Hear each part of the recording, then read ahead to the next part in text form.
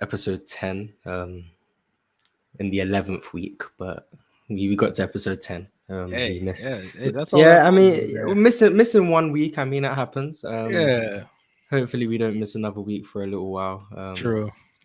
So instead of me Let's rack asking off you like how, 30 before that. yeah, that's the aim. That's the aim. We'll see if life puts a stop to that goal, but we'll see. But instead of asking you how your week was, how have the last 2 weeks been for you? It's been pretty good, Mars. As you know, Damian Lillard requested a trade, right? So that's been going on. I know you've been talking about that in player choice. Too But much. yeah. You've been talking about that in player choice. Number one, of course, I don't want to go in depth in this because we have a top 10 we have to go into, right? But again, I am a Heat fan. So what Damian Lillard is doing, wanting to push himself to go to the Heat, all means, thank you, Dame. Good, yes. Now, if I'm just as a basketball fan, I absolutely hate why he's doing it. But we not hate why he's doing it, but the approach he's doing it. It's I don't get it. It's terrible, man. Yeah, I mean, some people are starting to not like Dame for what he's doing, but his name will probably come up more during this episode. We are talking about the top 10 players of this past season. Episode 10, you kind of have to do a top 10. I mean, it's kind of like yeah. it's kind of like the unwritten. It's kind of like the unwritten rule. I mean, if you get to episode 10 and you're not doing a top 10 of something, then you're clearly doing something. Yeah, bro. So, before we like get into our top 10, I want to ask you, when you did make your list, because I know you have a video coming out on your top 10 soon. I do. Right? Yeah, I do. So look out for that, guys. DreamHoopz on YouTube. The link Look at is that. in the description. Thank you for the Mars plug. I wasn't gonna do that. There we go. The Mars plug. The Mars plug. Yes, sir. So I want to ask, what was your criteria and what was you thinking about when you were making this ranking? Okay, it might be as simple. It sounds simple, but to a lot of people, is I'm evaluating how much are these guys helping me win a championship. How is their game? Like, what do they add to the basketball court? How does that translate to wins, right? So some people might be going like, I'm not talking about like the literal sense of winning, right? Like, we're going to go into it in players, so I'm not going to use these examples yet, but I'm going to just say Kevin Garnett, right? I feel like his game translates into winning, but because he was on such bad rosters and such, bad coaching staffs, like their teams just weren't good enough, so they weren't making the playoffs. But I don't think Kevin Garnett's game, if you surround him with better talent, I feel like his game translates to winning at like one of the highest levels we've ever seen. So that is number one, the criteria. Number two in this criteria is health. For this list, health is factored. So I'm gonna just say it right now before any of y'all go crazy. I did not rank Kawhi Leonard. Kawhi Leonard was not ranked because I'm doing health, and I'm sorry, but if the guy is I did this. I did my research. He did play 50 games this year. 35 of those games, he was himself. He was the Kawhi Leonard we know. All those other games, it's nasty work, Mars. You don't want to look at the stats in the beginning of the year. You don't. And then the first two in the first two games in the playoffs, it was looking like it was Kawhi Leonard again. But again, what happens? He gets hurt. And what happens? The Suns beat the Clippers, which I'm going to be honest with you, the way it was looking and the way the Suns team looked that year, honestly, if Kawhi was healthy, even without Paul George, they probably might have won that series, Mars, if he was healthy. So on my channel, I am not doing the health. I'm just going to look at who actually gives me the best chance of winning a championship. So we'll see where Kawhi Leonard ranks on that list. But for this list today, Kawhi Leonard's not going to be ranked. Zion's not going to be ranked. It's players. I just can't rank these type of players, Mars. I don't know how you would do it, but I can't rank those type of players. And that's pretty much my criteria. At the end of the day, it's just how good you are at basketball, right? Like let's not overcomplicate how we talk about basketball, people. It's about how good you are. I mean, a wise man once said, "Are you good or are you not good?" Exactly. Like that's all it is, man. And somebody said it was only for the first 8 games. It was not. My criteria is pretty similar to yours. I do care about your value when it comes to being on a good team. So floor raising isn't really like the main thing that I'm looking for. You making a bad team mediocre isn't something I value very highly, especially if your play style isn't really conducive to winning at the highest level, it might affect some players that will be on this list. Health was also factored. I don't think any of these players are really in like fixed positions. Like if I have someone at 7, it doesn't mean they can only be at 7. Yeah. There are ranges to these guys. A lot of these people are close, depending on how optimistically or pessimistically you look at them. So as we get through the list, I might just say, well, this guy, I have him here, but he could be as high as here, and he could be as low as here, just to so people don't be like in the comments, oh, well, this guy's clearly better than him. Like they might be in the same range where I'm slightly more optimistic about one guy compared to another. So don't get too caught up in the specific spot someone's in. Listen to the rationale and the explanation for why they are this good and why they're maybe not rated as highly as someone else. Just listen to that more than the exact spot, because I don't want you guys to get all angry that your favorite player is at 9 instead of at 6. Like, oh no, it's pretty clear. That's one thing we hate to see, Bars. Yeah. So before we get into any honorable mentions, we have a super chat here that isn't really regarding the top 10. So OBG Kenobi, thank you for supporting the show. What do you think of Drew Holiday with a Steph jumper, aka Cason Wallace? We spoke about him a little bit in the draft episode. I saw he made like 6 threes the other night in summer league. Yeah, he was going crazy in that one. I didn't even watch the game, but I didn't watch the game. I saw a clip of him making a half court shot, which is like, oh, okay, damn. But I didn't watch the game, so I still have pretty much the same opinions of Cason Wallace as I did a couple weeks ago. Tremendous defender, probably best used as an off-ball player. Doesn't really create for himself tremendously well. Okay passer, but I see him more as an off guard than a lead guard. But overall, I was very high on Cason Wallace. I thought he would be a great pickup for whichever team got him. OKC now have him. I'm going to be very interested to see their dynamic with Giddey and Shai, and maybe Shai might show up on this list. Who knows? But now I actually want to just get into some honorable mentions. Some players who didn't make the list but were probably close. One that Dream sent me is one that I'm going to leave for a bit later. So Dream, before we do that, I want to ask you about Devin Booker. Was Devin Booker a consideration for you on this list? And then he was. I feel like he was. I feel like Booker, especially in these playoffs, and I talked about this before, Mars, but it's so hard to rank some of these guys sometimes because D-Book for 9 games of these playoffs was probably like showcasing some of the best tough shot making we've ever seen in NBA history. Like you can argue the best. Like some of the shots he was making, like was absolutely absurd. Like a combined, like from games 4, game 5 in the Denver Nuggets series, he missed not game 4, game 5, game 3, game 4. He missed like 5 shots. So like it's like absolutely insane. D-Book, one of the best mid-range shooters we've ever seen. Not ever seen, but he's one of the best mid-range shooters in the NBA today. Great 3-point shooter. Can get to the basket. Doesn't have that many great that many rim attempts, which is one of the things that does hold me back from him, Mars, because he doesn't get to the rim as much as a lot of these other players that I'm going to rank higher than him, which is one of the reasons why that holds him back, because for as good of a playoffs he had, it was really conducive with his tough shot making, because he was literally hitting every single shot over a defender, and it was absolutely insane. But I think D-Book, he's right outside of that top 10. I have to give him credit too. I haven't been one of those guys that talks about Devin Booker's defense, because I'll be honest with you, I'm not that super focused on the Suns. But of course, when I go back and watch the film, I'd say his defense was okay. I think it was more than passable, and I think D-Book, if I had to rank him, probably be in that 11 to like 13, 14 range, like in that range, just right outside that top 10. Yeah, Devin Booker is someone who I considered a lot. I do think, like, this is where we get into the ranges. I do think if you looked at Devin Booker optimistically, I do think he would probably be in this top 10.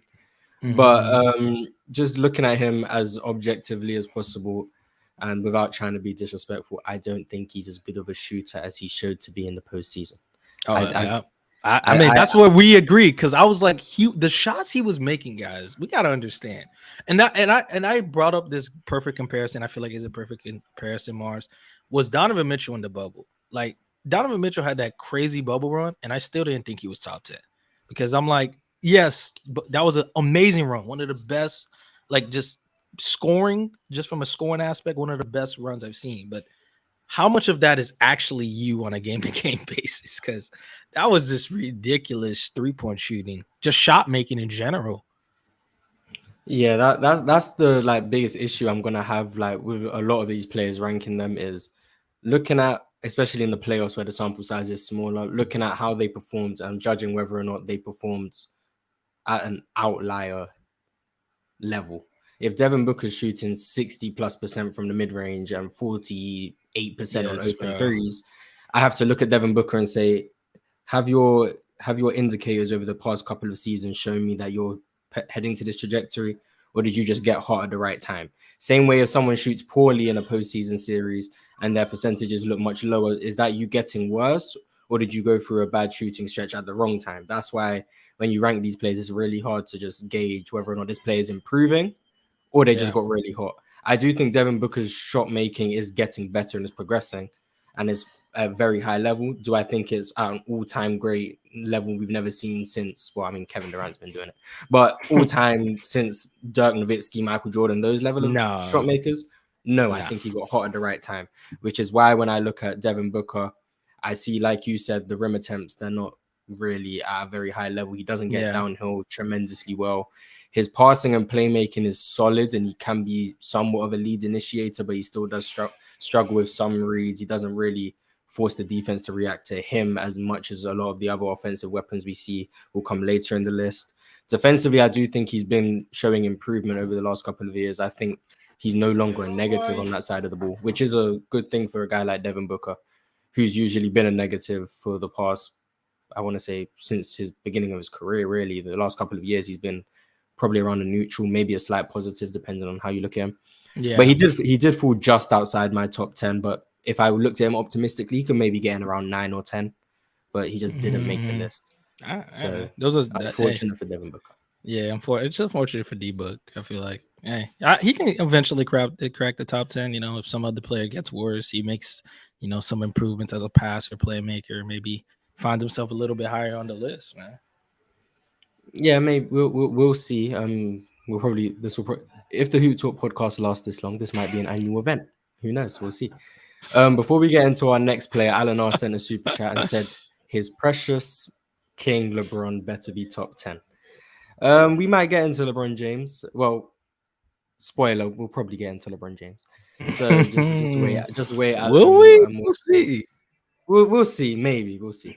But I wanna talk about another honorable mention, someone who people in the chat have been asking about, and I know me and you are very high on him. Shai Gilgeous-Alexander. Oh, He didn't shoot. make. He's not in my top 10. He's not in your top 10. He's But I want not. to ask: did you look at him, or are you thinking he's still a year away? I think he's still a year away. You know me, Mars. I've been very high on Shea. Trying to tell people for a year now, because now people are starting to get on Shea because now they see that fat 30 points per game bold on Basketball Reference. But Shea's one of the best drivers in the NBA, Mars. One of the best a really good mid-range shooter too. I know a lot of people. One of my friends who's pretty much a casual just says, he just gets to the rim. That's the only thing he does. But I'm like, he can shoot the midi a little bit too. A very good playmaker. I'd say his defense is such a weird thing to gauge, Mars. Such a weird thing because I don't know if I'm looking at his defense more so because I'm looking at his potential and I'm not actually looking at the actual product he gives. Because I see Shea, I'm like, he's 6'5", 6'6", long arms, and like he can't shift his hips quick, but he's like he gets a pretty good handful of blocks, right? When people try to drive on him, he'll get the swipe downs with steals. So Shea's weird for me on defense. I'm still gonna have to watch more film on him, but I did not consider Shea when I was making this top 10, but maybe in a few years we might Mars. Don't let him get a 3-point jump shot. Don't let him get a 3-point jump shot. That's all I'm saying, boys. Don't let him develop that 3-point shot. Don't let him go back to 2020 in those 35 games. He shot 40% for three. Yeah, Don't let him 35 games. Yeah, when he was shooting like 40% from three. Yeah. Yeah, if that was the case, then yeah, he'd probably be top 10. Yeah. I do agree with most of what you said, and I do think his defense is probably the most polarizing part about him. A lot of people who, as respectfully as possible, probably don't watch as much OKC will Yeah. see that I think he's averaging like over a steal and a block a game, and then he's doing that from the 2 guard position or point guard position, whichever one you say he plays. People act like he's a really good defender. I think he's probably a slight positive on that I side of the think ball. I yeah, I do. think that's where it is. Because it's so weird for me when I gauge his defense. Yeah, because the tools are there, the wingspan, he's pretty smart. I don't think the motor is there consistently, probably due to his offensive load. Um, I think laterally he doesn't move tremendously well, but he does have good length that can make up for it. And I do think he offers some level of versatility as well. But I just think he's probably a bit further away defensively than a lot of people like to give him credit for. But Shai is someone who the chat asked for our opinion on him. So I wanted to give the chat what they wanted. He didn't make the top 10. And even looking optimistically, I don't think he'd really crack in there. He'd probably get around 11 or 12 on the high end if I'm looking at Shai. Yeah, But that's it. Yeah. give it a year and he'll probably be closer to where he is than where he is now. So Shai just missed out, but he'll probably be there next year, just projecting. But now onto your biggest honorable mention, the one that you gave me. And this is probably Yeah. going to come as a surprise to a lot of people. Oh. Jimmy Butler. Jimmy Butler was an Oh. honorable mention for you. I I want to did. ask you, does that come from you not believing in playoff Jimmy as much as a lot of other people? I think it is. It is. It might be that, Bars, because I'm a Heat fan, so of course I'm not gonna act like I know more about Jimmy more than others, but I feel like Jimmy. Okay, if we're talking about Jimmy. Okay, number one, still one of the best defenders in the NBA, right? One of the best wing defenders. Very good in help side, can hold his own on one-on-one possessions. My problem with Jimmy, and my problem been with Jimmy is the self creation, especially when teams send different type of coverages at them, right? When you look at the Boston and you look at Denver, what were some of the key adjustments they did? They stopped overhelping, right? And don't just take my word for it. Take what Aaron Gordon said after that game 2 performance. Aaron Gordon was like, "Oh yeah, we decided to stop overhelping on his drives." And guess what happened? The Miami Heat offense struggled mightily. Mars struggled mightily. Why? Because Jimmy's self creation as a you know it just it lacks a lot sometimes, and and it's mainly because I don't know what it is with Jimmy. Sometimes he just gets so passive where he's just gonna keep pump faking for absolutely no reason when he's in the paint, just continuously pump fake, or just loops around the rim like he's Steve Nash instead of trying to go up with the ball. And he just does stuff like this where I'm like, Jimmy, okay, it's really hard to rank you because then when I go watch the Bucks series, I see, okay, that middy's falling, but it's not only just because the middy's falling. I'm seeing your confidence is at an all-time high because you're going at the rim against Brook Lopez and Giannis Antetokounmpo. But then when I see Derek White, you're matched up one-on-one with Derek White in the post. Number one, you're getting blocked, and then you're pump faking like three different times. It's like, Jimmy, what are you doing? What are you doing? But again, if I'm being objective, completely objective, I think he's right outside the top 10. It's weird with Jimmy. It's so weird with Jimmy because I can understand the playoff arguments somebody can bring up.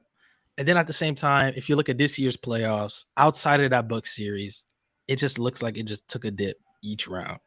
And and if you want to say that's because of injury, sure, I do believe sometimes injury, but hey, I have to what is this list based on again, Mars? What is one of the factors?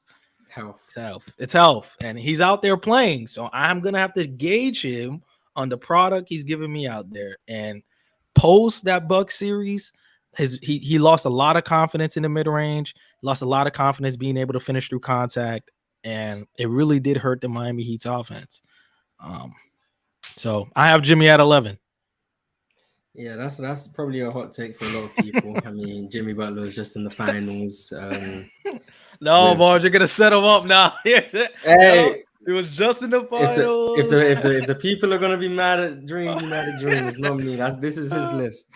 Jimmy Butler is someone who I think is very polarizing. Obviously, the regular Yeah, season I think numbers don't. polarizing is a great word for it, Yeah, actually. the regular season numbers don't jump off the page at you. I think it's like 22, 7, and 7 or something in the regular season. The biggest thing for me with Jimmy Butler is it's not that I think he just elevates his level of play in the postseason to to some otherworldly level. I think it comes from he plays more minutes for one.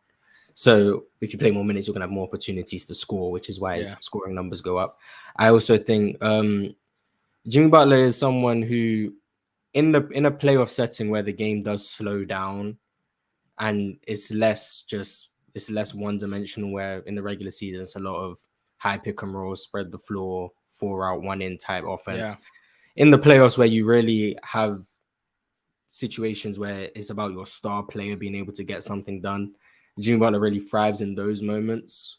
For the most part, I still not as high in him as an offensive centerpiece as a lot of people, but I do think for me, my biggest value of Jimmy Butler isn't about his ability to be an offensive number one. I don't think on a championship level offense, and by the way, what championship level offense means is you gotta explain that. Yeah, a championship level offense isn't just any team that wins a championship, their offense. That's not what I mean. The Detroit Pistons did not have a championship level offense, even though they won a championship in 2004. Yeah, I think that's a good reason right there. So just so anyone can understand, a championship level offense is an elite level offense that will translate and be an elite level offense in the postseason as well.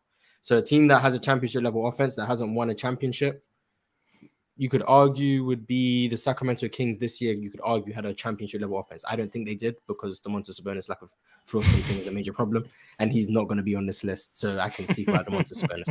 But a team with an elite level offense can have a championship level offense and still not win a championship. Some Cowboy Bob in the chat said the Suns of D'Antoni, 100%. That's a championship level offense. They didn't win a championship, but that's a championship level offense. Whereas the 04 Pistons did win a championship, didn't have a championship level offense. Okay, now that we've got that out of the way, I don't think Jimmy Butler can be the offensive number one on a championship level offense. I don't think his self-creation is to the level it needs to be. I don't think his playmaking is to the level it needs to be. Like you said, when teams don't overhelp, he doesn't really. They really made him seem like he was, though, Mars. It was kind of crazy. Yeah, because I mean, if you overhelp, he's a very good passer and he can find the gaps that. And then the Heat were shooting just astronomically from three. So like, that's probably why it looked as crazy thing, as it did. But the biggest issue for me with Jimmy Butler is he doesn't get the same level of defensive coverage as these offensive number ones. A lot of them will come up later on. But when you look at Jimmy Butler and you don't overhelp, he can't punish you with these one-on-one matchups like a lot of other people can.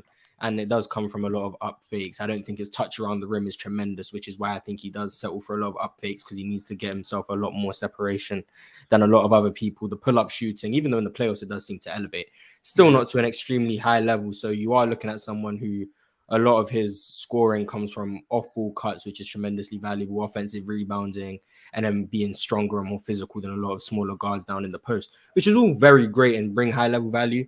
But when we're talking about offensive centerpieces, I do think you need to have extra layers to your game, which he doesn't provide. Now, defensively is where I think he's elite. I think Jimmy Butler is one of the best wing defenders in the game from an on-ball and off-ball perspective. His ability to read passing lanes, read offensive players' eyes and understand how to split the difference between two defenders and know where someone's passing and pick that off. Also, he's actually a pretty strong rebounder as well, which I think provides good value. He's also very switchable, which works very well with Miami's scheme. He can apply pressure on the ball without just being a liability and getting blown by and giving out rotations. So I think defensively is where he's very good. But offensively, I do think he leaves a bit to be desired, which is why I'm not upset with Dream having him at 11. I do think optimistically, once again, you could probably get him in around 8, maybe. 8 is probably as high as I'd be comfortable going with Jimmy Butler. And then pessimistically, maybe around 12 or 13, depending on how you look at him. But Jimmy Butler is the last honorable. I want to ask people, because I'm reading some of these comments, and I'm not going to say I'm getting mad or anything, but how much better do you guys think Jimmy's actually getting from the regular season to the playoffs? Like, how much better is he actually getting? Like, I don't know, Mars. Maybe I'm just watching a different thing because I'm watching Jimmy in the regular season. Like, if you watch the All-Star post All-Star break, Jimmy Butler, and playoff Jimmy, I don't think it's that much of a difference outside of the Bucks series. outside of the Bucks series where he was just making every mid-range turnarounds, getting to the rim. Like Jimmy was just all-time great in that series. But other than that, what playoff Jimmy are we talking about right now? Yeah, that's I don't think he levels up to the degree a lot of people say. And the reason why, Like, I think he does for sure get better from regular season. yeah, Like, 100%. I yeah. do think he's a better playoff player than a regular season player.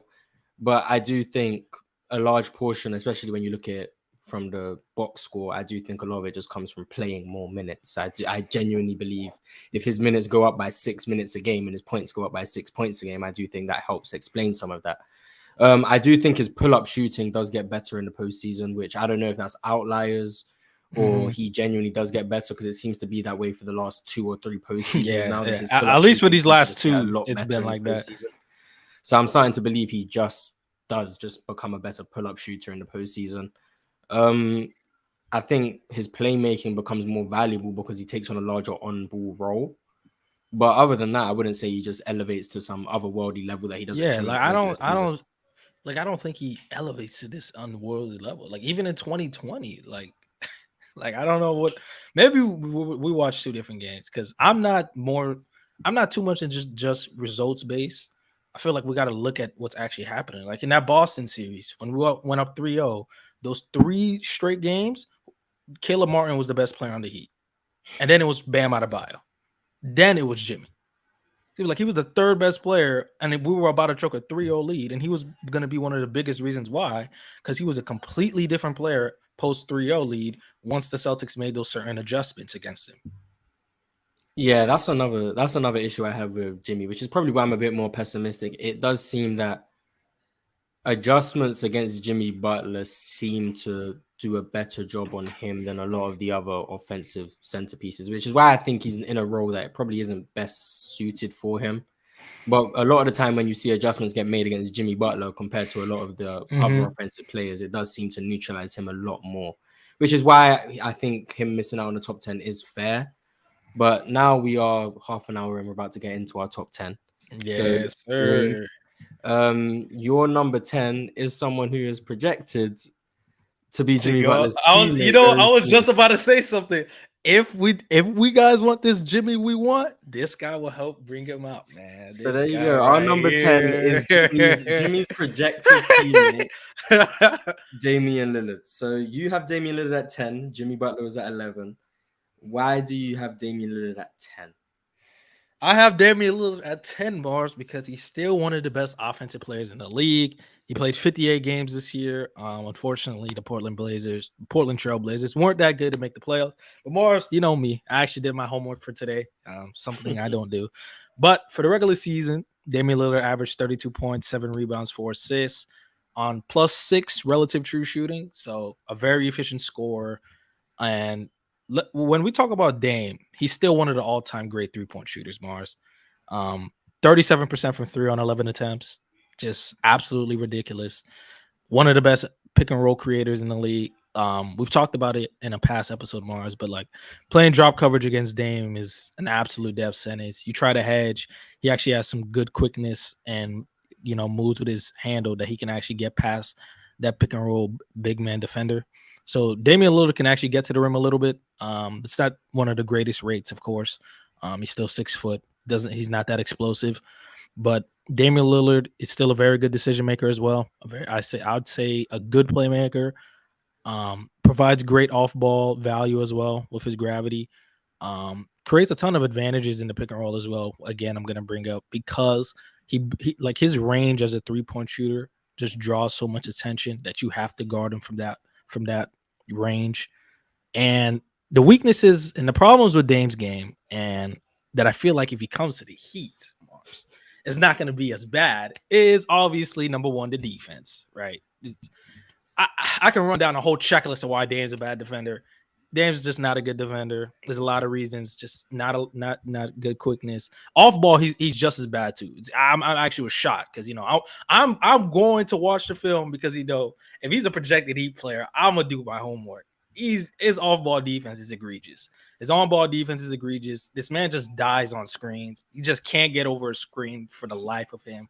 That's where Bam Adebayo can come in and help him, man. That's one of the best switch defenders in the this NBA. is the Damian Lillard Miami Heat advertisement. but right now. but hey, I feel like that defense could be patched in the Heat because we have guys like Jimmy, we have Bam.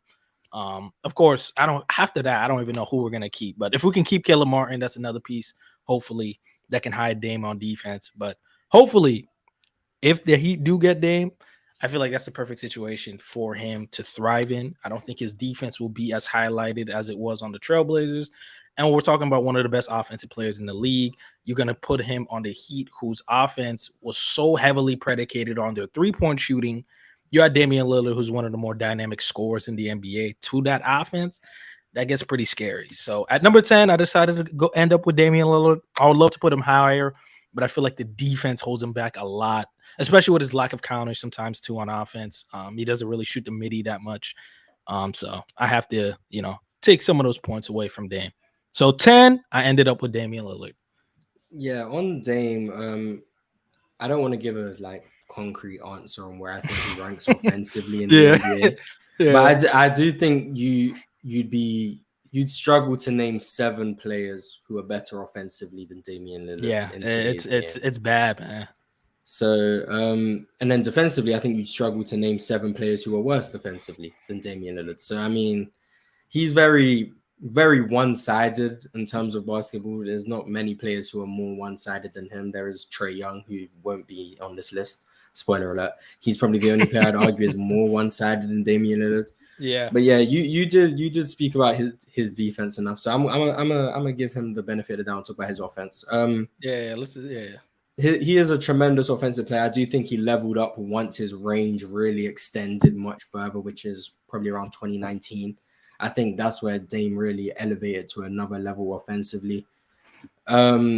I also think his passing has improved in recent years, especially out of the pick and roll. I do think he's making more sound reads, especially dealing with the traps that he does deal with. He does have a lot of gravity out to about 30 feet, which really does stretch the defense out a lot, which is also very good.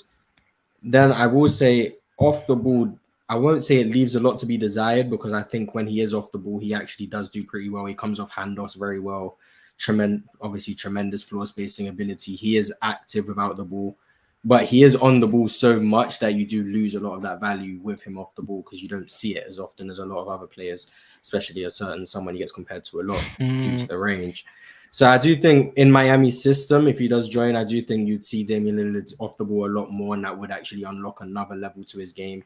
In a similar way to how they use Duncan Robinson, I think Damian Lillard can do something similar to that and also have much better passing ability, much better ability to attack closeouts and get downhill. Yeah. Draws fouls pretty well as well, which is something that a lot of people don't really talk about. Damian Lillard is excellent at getting to the free throw line. He has really cut out the mid-range out of his game, which I do think is helping his regular season efficiency.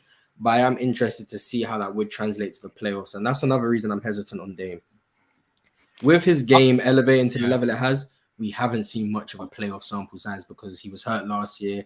They missed the playoffs this year. You have the 2021 series against the Denver Nuggets where he was amazing. And the Nuggets are also a terrible defense. So it's like, how much does that really move in you? And then 2020, he got hurt in the bubble and we're already back 3 years. So I don't know how much of a playoff sample size we really have to go off and how viable we can really say Damian Lillard is going to be in the playoffs. So I think that's a reason for some pessimism for me with Dame. So I understand him at 10, but I also see he could be a bit lower than that as well. Yeah, I agree. And you talked about the free throw attempts. I didn't even know it was this high, but he averages 9.6 free throw attempts this year, which is easily a career high. So that's actually pretty crazy. I didn't even know his free throw attempts are that high. Yeah, I always thought it was around he draws a lot. Yeah, he draws a lot of fouls. And I think that comes from him cutting the mid-range out of his game. He does look to get all the way downhill now. He's not a tremendously great rim finisher, which is something that I do think holds him back. He's not elite around the rim by any means. Even for a guard, I do think he leaves a lot to be desired. He doesn't have as good a touch as guys like Kyrie Irving, for example, and he doesn't finish above the rim like a guy like Ja Morant as often as a guy like Ja Morant. So I do think he leaves a bit to be desired as a rim finisher, but that level of shooting extending out to 35 feet comfortably is just defense bending, and I think Yeah, that's why. Emilio, Dame averages 9.6 free throw attempts. That's what it's showing me on Basketball Reference. I didn't even know that. That's crazy. Our basketball reference, man. Our Yeah. basketball reference. But yeah, that's Damian Lillard coming in at number 10. Right above Damian Lillard is someone who I think I wouldn't say polarizing, but definitely gets crucified a bit for his inconsistency. And that's Jason Tatum. Jason Tatum came in at number 9 for you. What Yes. made you have him over Damian Lillard? And then just I know that's the one I battled, Mars. I've been battling it, but I just came to terms with it. Maybe I might have playoff biases, even though I tried to take that out. But I ended up with Jason Tatum at 9. Again, I have to bring this up because it's a health factored list, but Jason Tatum played 74 games this year, Mars. 20 games in the playoffs. Regular season averaged you 30 points, 8 rebounds, 4 assists, 60 true shooting. Playoffs, 27 points, 10 rebounds, 5 assists, 58 true shooting. His efficiency as a scorer isn't that great, and that's mainly because we talk about it, his inconsistencies as a scorer, and that mainly derives from because of his mid-range shooting and how much he doesn't even go into that. And his three-point shooting, how inconsistent that can be. I feel like a lot of people don't talk about because people see the side steps, the step back threes. But Tatum can be very inconsistent with his three-point shot, which can vary so much with his efficiency as a scorer. But Jason Tatum, I feel like he took a leap in his game this year. He took a leap in his game. In the first few months, it was looking crazy. I can't lie, because I was full on that boat. I was like, oh man, the leap is coming. Maybe top 5 is coming for Tatum. I remember I made a video on that. But still one of the best wing defenders in the NBA. I feel like his help side defense, especially in the nail, is one of the main reasons why the Boston's defense was so good, because you have guys like Al Horford, Robert Williams, Derek White, and Jason Tatum being such a good cog in that machine is one of the reasons why that defense was so good and suffocating. Even though from last year to this year, it took a bit of a dip.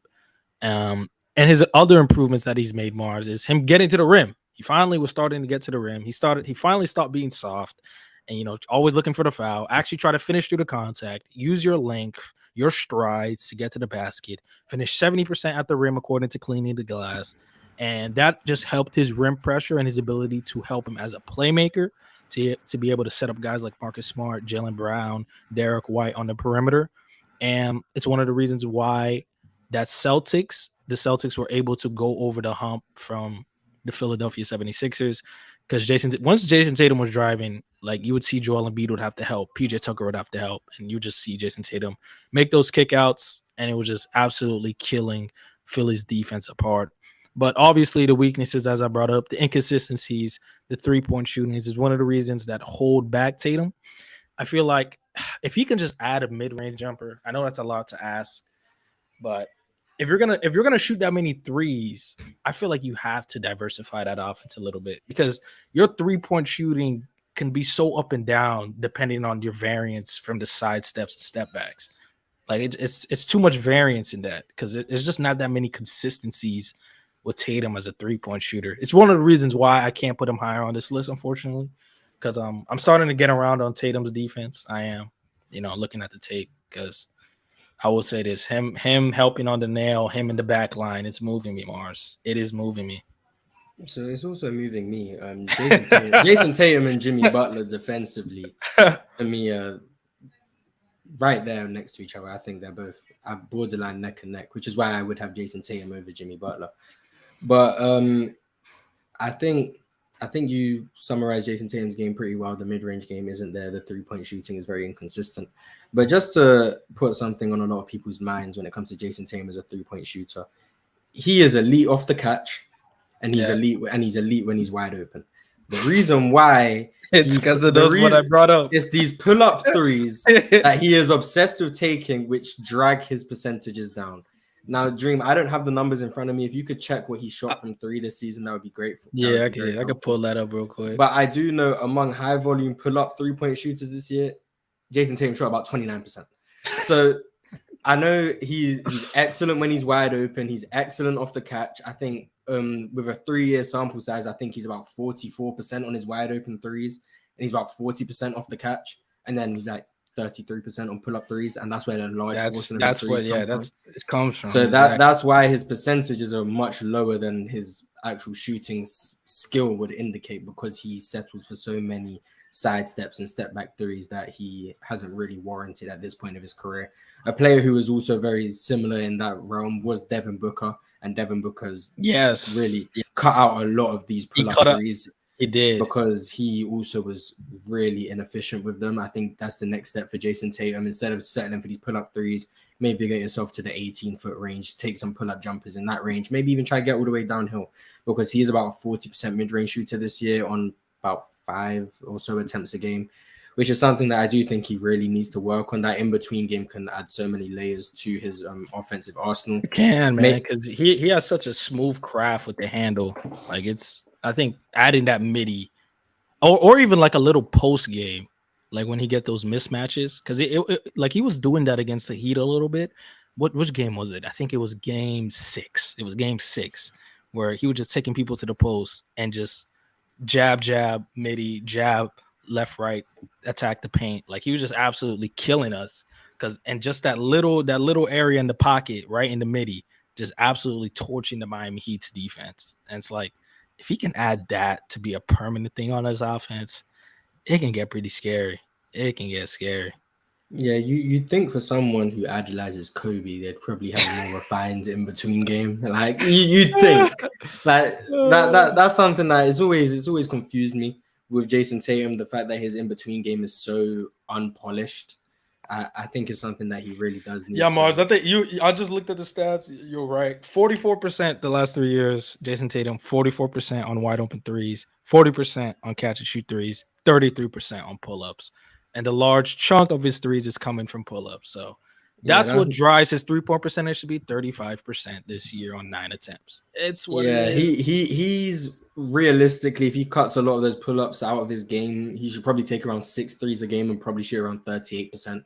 That's probably where he is as a shooter, maybe even pushing 40%. But he just takes so many ill-advised shots that he just hasn't justified at this point. Somebody try to guess my top 10. Let's see if it's right. Somebody try to guess it. Let's see. JC said Damian Lillard, Jason Tatum, LeBron. Okay, those first two are correct. KD, AD, Luka, Steph, Giannis, and Jokic. We'll see how. I'm gonna highlight that, and we'll see how close you are at the end of the show. So now, before we get into Dreams number 8, let's address some super chats real quick. We have a Dallas fan in the chat. G doesn't know ball. Said just here to say Jaden Hardy's 6th man of the year incoming. Okay. Yes. And then he followed that up with saying Luka's defensive player of the year is also incoming. So because of his 6'7" with a 7'2" wingspan. One of them is much more likely than the other. I will say. Yeah. I think that's a great way to answer it, bro. There we go. And G-Man said Golden State should sign Bo. If you're a Golden State fan saying that, that's a terrible idea. But if you hate Golden State, yes, they should sign Bo. They should. But I want to get into your number 8. This is someone who I will say, I don't know if I agree with this. Oh, wow. We got the first disagreement. This is one that I'm probably you're lower on, or we'll see. We'll get into it. So at number 8, you have LeBron James. I do have LeBron. So talk to me a little bit about LeBron James over guys like Jason Tatum and Damian Lillard, and then what found him here at number 8. I'm gonna be honest with you. It was hard to rank LeBron because, again, the problem was Mars also was the health, right? And if Tatum's playing about almost 20 more games in the regular season, played 4 more games in the playoffs, and then the play is not that much different. It's like, it gets hard. So, but I still ended up with LeBron at 8. I'll just give you, again, like my rundown I give you guys for the other players. LeBron, 28 points, 8 rebounds, 6 assists, 58 true shooting. Playoffs, 24 points, 9 rebounds, 6 assists, 58 true shooting. And the reason why LeBron's hasn't been as efficient of a player he's been, and it's one of the reasons why I've been, because I'm being called a LeBron hater sometimes in Discord because I be honest about him, but his shooting tendency, it's absolutely insane, Mars, especially his 3-point shooting. Like, I know some of you guys are going to hate to see it, but he literally single-handedly lost them that game too. And here's why I always bring that up, Mars, is that game was so close in that fourth quarter. And in that early part of the fourth quarter, Jokic is on the bench. It's Jokic. It's a Jamal Murray led Denver unit. Again, for the most part, the Jamal Murray unit in the playoffs wasn't that bad. But what irritated me, Mars, was because in game one, LeBron James solved how to beat it.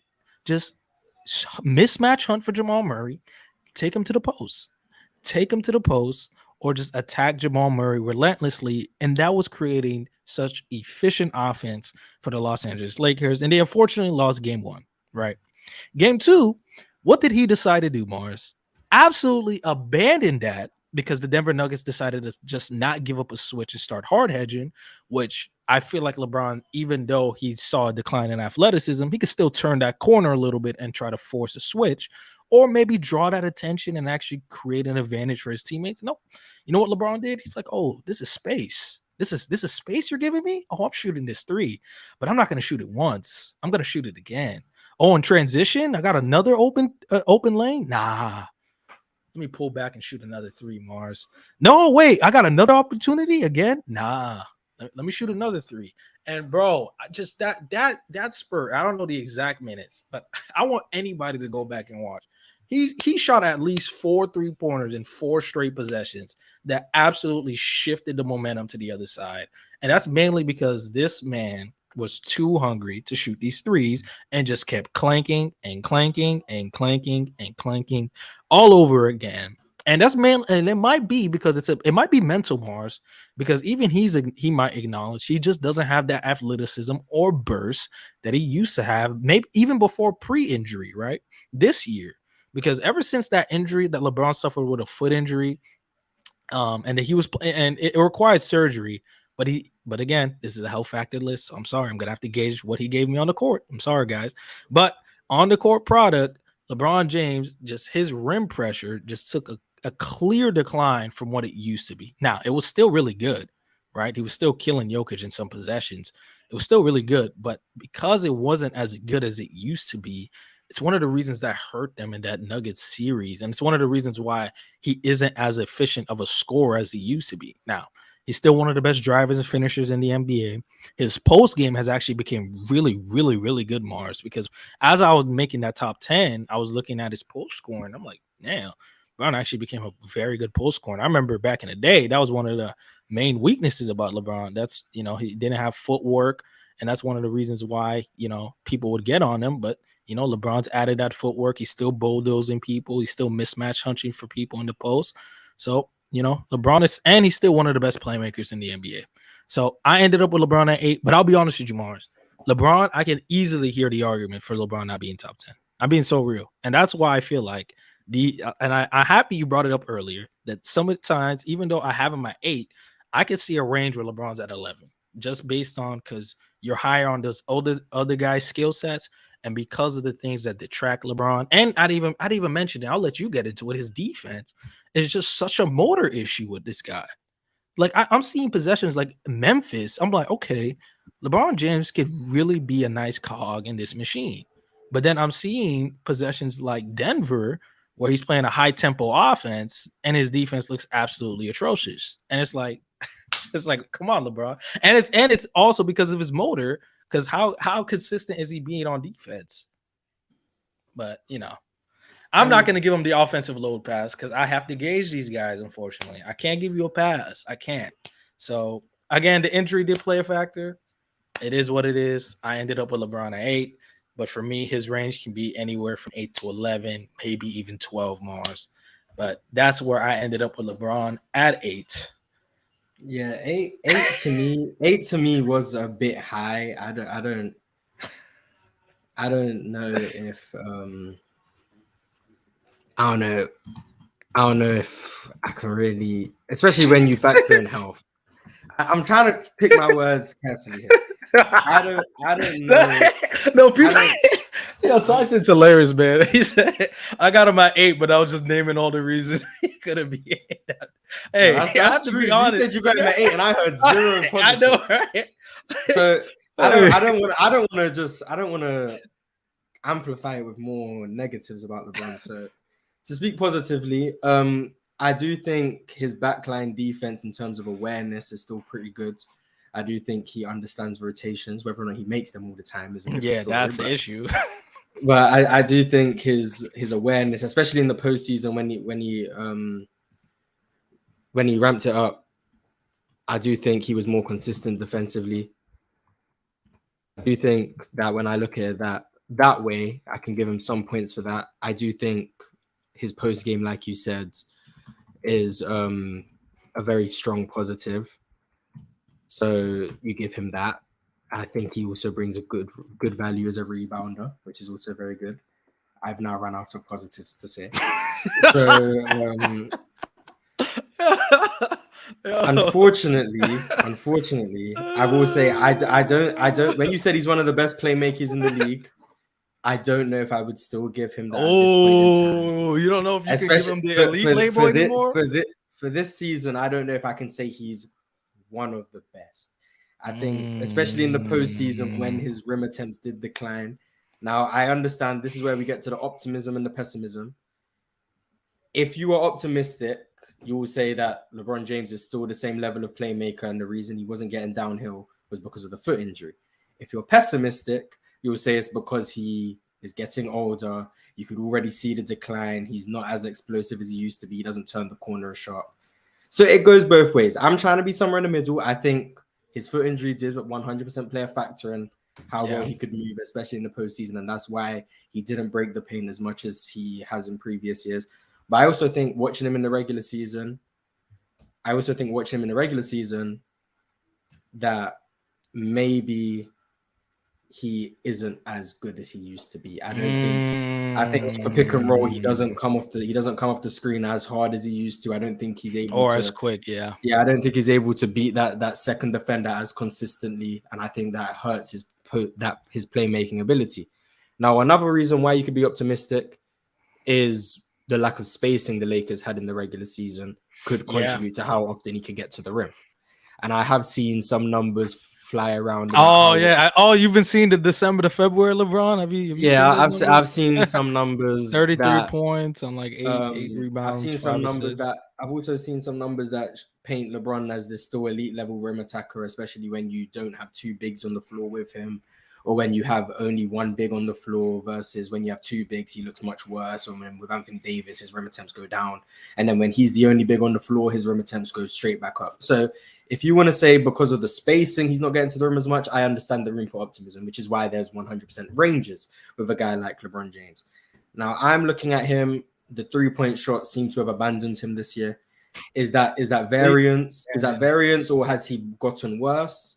That's another thing that's up for interpretation, because I know there was a guy last year who's the greatest shooter of all time who shot 38% from three and had a down year shooting. Did we say he got worse as a shooter, or did he just have a down year? So once again, this is where LeBron James is so polarizing. You don't know where to rank him, because did he get worse, or did he just have some shooting variance that hurt his overall efficiency? I think in the regular season, he was about +1 efficiency, which isn't great. Yeah. So I think, for me, looking at LeBron, I think the scoring isn't as strong as it used to be. And another thing that I'm not going to say was damning to me, because I think the sample size is too small, but this is one of the first postseasons that I remember where the Lakers were better with LeBron off the floor than on the floor. And that's something that I'm looking at it. I know they were a great defensive team. LeBron James isn't really a tremendous defender. The Lakers were 7 points better off without LeBron than with him. When he was on the floor, the Lakers were actually 7 points worse than they were with him on the floor, with him off the floor. So that's something that was pretty damning to me. That's one of the first postseasons where I think that's ever been the case for LeBron James. I had to cut you off here because I see somebody said, "Oh, he had to play with Russ." Well, in the playoffs, he averaged 24 points on 58 true shooting. Last time I checked, Russ wasn't there. His efficiency still wasn't that good. I think we just have to come to terms with LeBron is just regressing, and that's okay. Dude is 38 years old, bro. He's 38 years old. we can start being honest about him a little bit. Yeah, he's old. I mean, the fact that he's still in the top 10 for Dream is very exactly. I still have him 8, man. Yeah, I mean, 8 is very high and very good, but yeah, the scoring did decline. He's not getting to the free throw line as much as he used to. Some would say it's because the refs hate him. Some would say it's just because he's not getting to the rim as much. Hmm. It depends how you I look think at it's a it. combination of both because LeBron's never had the greatest of whistle, but he just doesn't get to the rim as much anymore. So Yeah, that's why I can see LeBron as low as like 12 or 13, but I can see him as high as 6 or 7, depends on how optimistically you look at him. So he was very, very tough for me to gauge, but I do think 8 is probably a bit high, especially when you factor in health over a guy like Jason Tatum. I do think it's hard to say LeBron this year was better or more impactful than Jason Tatum was, especially when you look at the amount of games played and then the postseason drop off, especially from three. Defensively, I don't think he's as good as Jason Tatum. So I think you'd have to be very high on his playmaking to make that assessment. And I think as he's taken a larger off-ball role this year, his playmaking has taken a hit because of that. He doesn't really provide elite level floor spacing. So I'm a bit lower on LeBron than you are, but you did have him at number 8. And I just wouldn't have him at 8. I still want to say one thing. He was a very good cutter though, off ball, which yes, very, very, very good cutter. Yes. Yeah, I mean, yeah, he did find a way to be effective without the ball, which is something that, I mean, does provide extra value, and that is good for a lot of high-level offenses, which the Lakers weren't really. But I think if you are someone who gives LeBron James the benefit of the doubt, which I know a lot of people do because it's LeBron James, I think you could maybe make an argument for him at 5. Now, I think that would be wrong.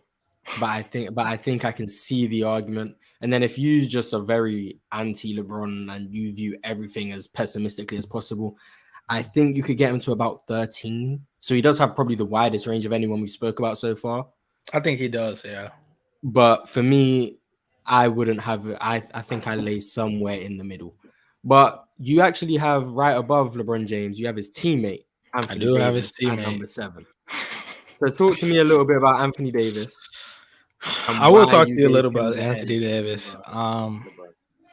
56 games played, the most amount of games he's played since 2020 Mars. 16 games played in the playoffs. Again, I'm gonna do the same thing with AD. I have to give him the same respect like I give the other guys. Averaged 25 points in the regular season, 12 rebounds, 2 blocks, 62 true shooting. Playoffs, 22 points, 14 rebounds, 3 blocks, 59 true shooting. So obviously, when we look at the blocks, we're looking at a very good rim protector. And I actually believe, and I don't know about you, Mars, I think he's the best defender in the NBA. And I think he showcased that, especially in that Memphis series, absolutely put a lid on the rim. Like John Morant was really struggling to just get downhill, or just anybody else on that team. The rim deterrence was absolutely crazy in the playoffs. Just like him just being around that rim area just had people just doing the most awkward floaters you've ever seen. And it was kind of crazy because I'm not gonna lie, I was clipping it up just so for the video. It's kind of funny because I'm gonna for sure be talking about that. But Anthony Davis's defense is absolutely insane. He's the reason why that Lakers defense was as good as they are, right? They brought in Vandal, who was the defensive specialist, and even his minutes had to take a dip because his offense was so bad. And Anthony Davis was just single-handedly, carrying that defense. I'll be honest with you. He really was. And that his defense is the reason why he's this high. And he still provided some value on offense too, Mars. Still one of the best play finishers in the NBA, especially as a roll man, as a lob threat. I don't know. Like AD is just such a ridiculous roll man. It's ridiculous, Mars. He's still a great cutter as well. The only thing that hold back AD is the outside shooting and how inconsistent that could be. Because at one point, because I remember I was talking about it. I don't know what his mid-range shooting turned out to be, but at one point, like in the beginning of that Warriors series for the entire playoffs, I want to say he was shooting about 47, 48 from the mid-range, which is pretty ridiculous because when his midi was hitting, you could see like that Lakers offense looked that much better because he was able to. He was at 46% from the mid-range in the postseason this year. He finished at 46. Okay, but at the point I was talking about, he was like 47, 48. So it just goes to show you when his outside mid-range was hitting, it's kind of crazy. But his self-creation, I think, because of all the injuries, just started to pile on him. It just wasn't as good as it was, especially not like in 2020. His post-game, his isolation, it just wasn't as good, which I believe holds him back from in that top 5 tier. But I can see an argument for Anthony Davis being higher than the guy we're going to talk about after you go on your spiel about AD or, whoever you want to say. But at 7, I landed with Anthony Davis, the brow. Yeah, Anthony Davis for me is like, he's a weird case study. And I think if you ask someone about Anthony Davis and their opinion of him, I think it really does expose the offensive bias a lot of people do have when it comes to discussing NBA players. Because even if you don't think Anthony Davis is the best defender in the league, I do. But even if you don't, and you think he's a top 5 defensive player in the league, the way people speak about Anthony Davis as if he's not bringing enough to the table because of some offensive inconsistencies is very ironic when you look at some of the players who they will rate very highly, who are also in their own right one-way players. But it just happens to be that they are offensively all-time great and defensively they leave a lot to be desired, and they can be inconsistent on that side or just flat out bad. But those guys, that's fine. They can be, just as long as they're transcendent offensively, and they can be just as bad as they want defensively. It wouldn't matter because they're still consistent on that side. It's just the offense, Anthony Davis, on the other hand, can bring all-time great defensive value, be inconsistent offensively, and having him in the top 5 is crazy because he doesn't bring enough offensively. That's just is a very weird case study to me that I think is I think it's not weird. It's like you said. It's because people. Yeah, it is. It's because people are offensive biased. Like, it is what it is. Yeah, and I'm not saying Anthony Davis needs to be top 5. I'm just saying I think a lot of players who are more defensive leaning than offensive leaning do get this label of inconsistent or not as good as I really think they are. I think Tim Duncan, like I said, is an example of this. I think Kevin Garnett was an example of this. I think to a lesser degree, Hakeem was an example of this, even though I think he gets the love he deserves now. Yeah. But I think a lot of players who are better defensively than offensively, they don't get the same love as people who are better offensively than defensively, because a lot of people just look at the sheer points production or the points and assists if they want to get real analytical. And then they'll just say that Anthony Davis isn't as good as guys who are above him, or he isn't the best player in the Lakers, or he isn't better than Damian Lillard or whoever we've said previously. When I think you look at Anthony Davis, do I think the outside shooting is as good as it was in the postseason? Probably not. Do I think it's as bad as it was in the regular season? Also probably not.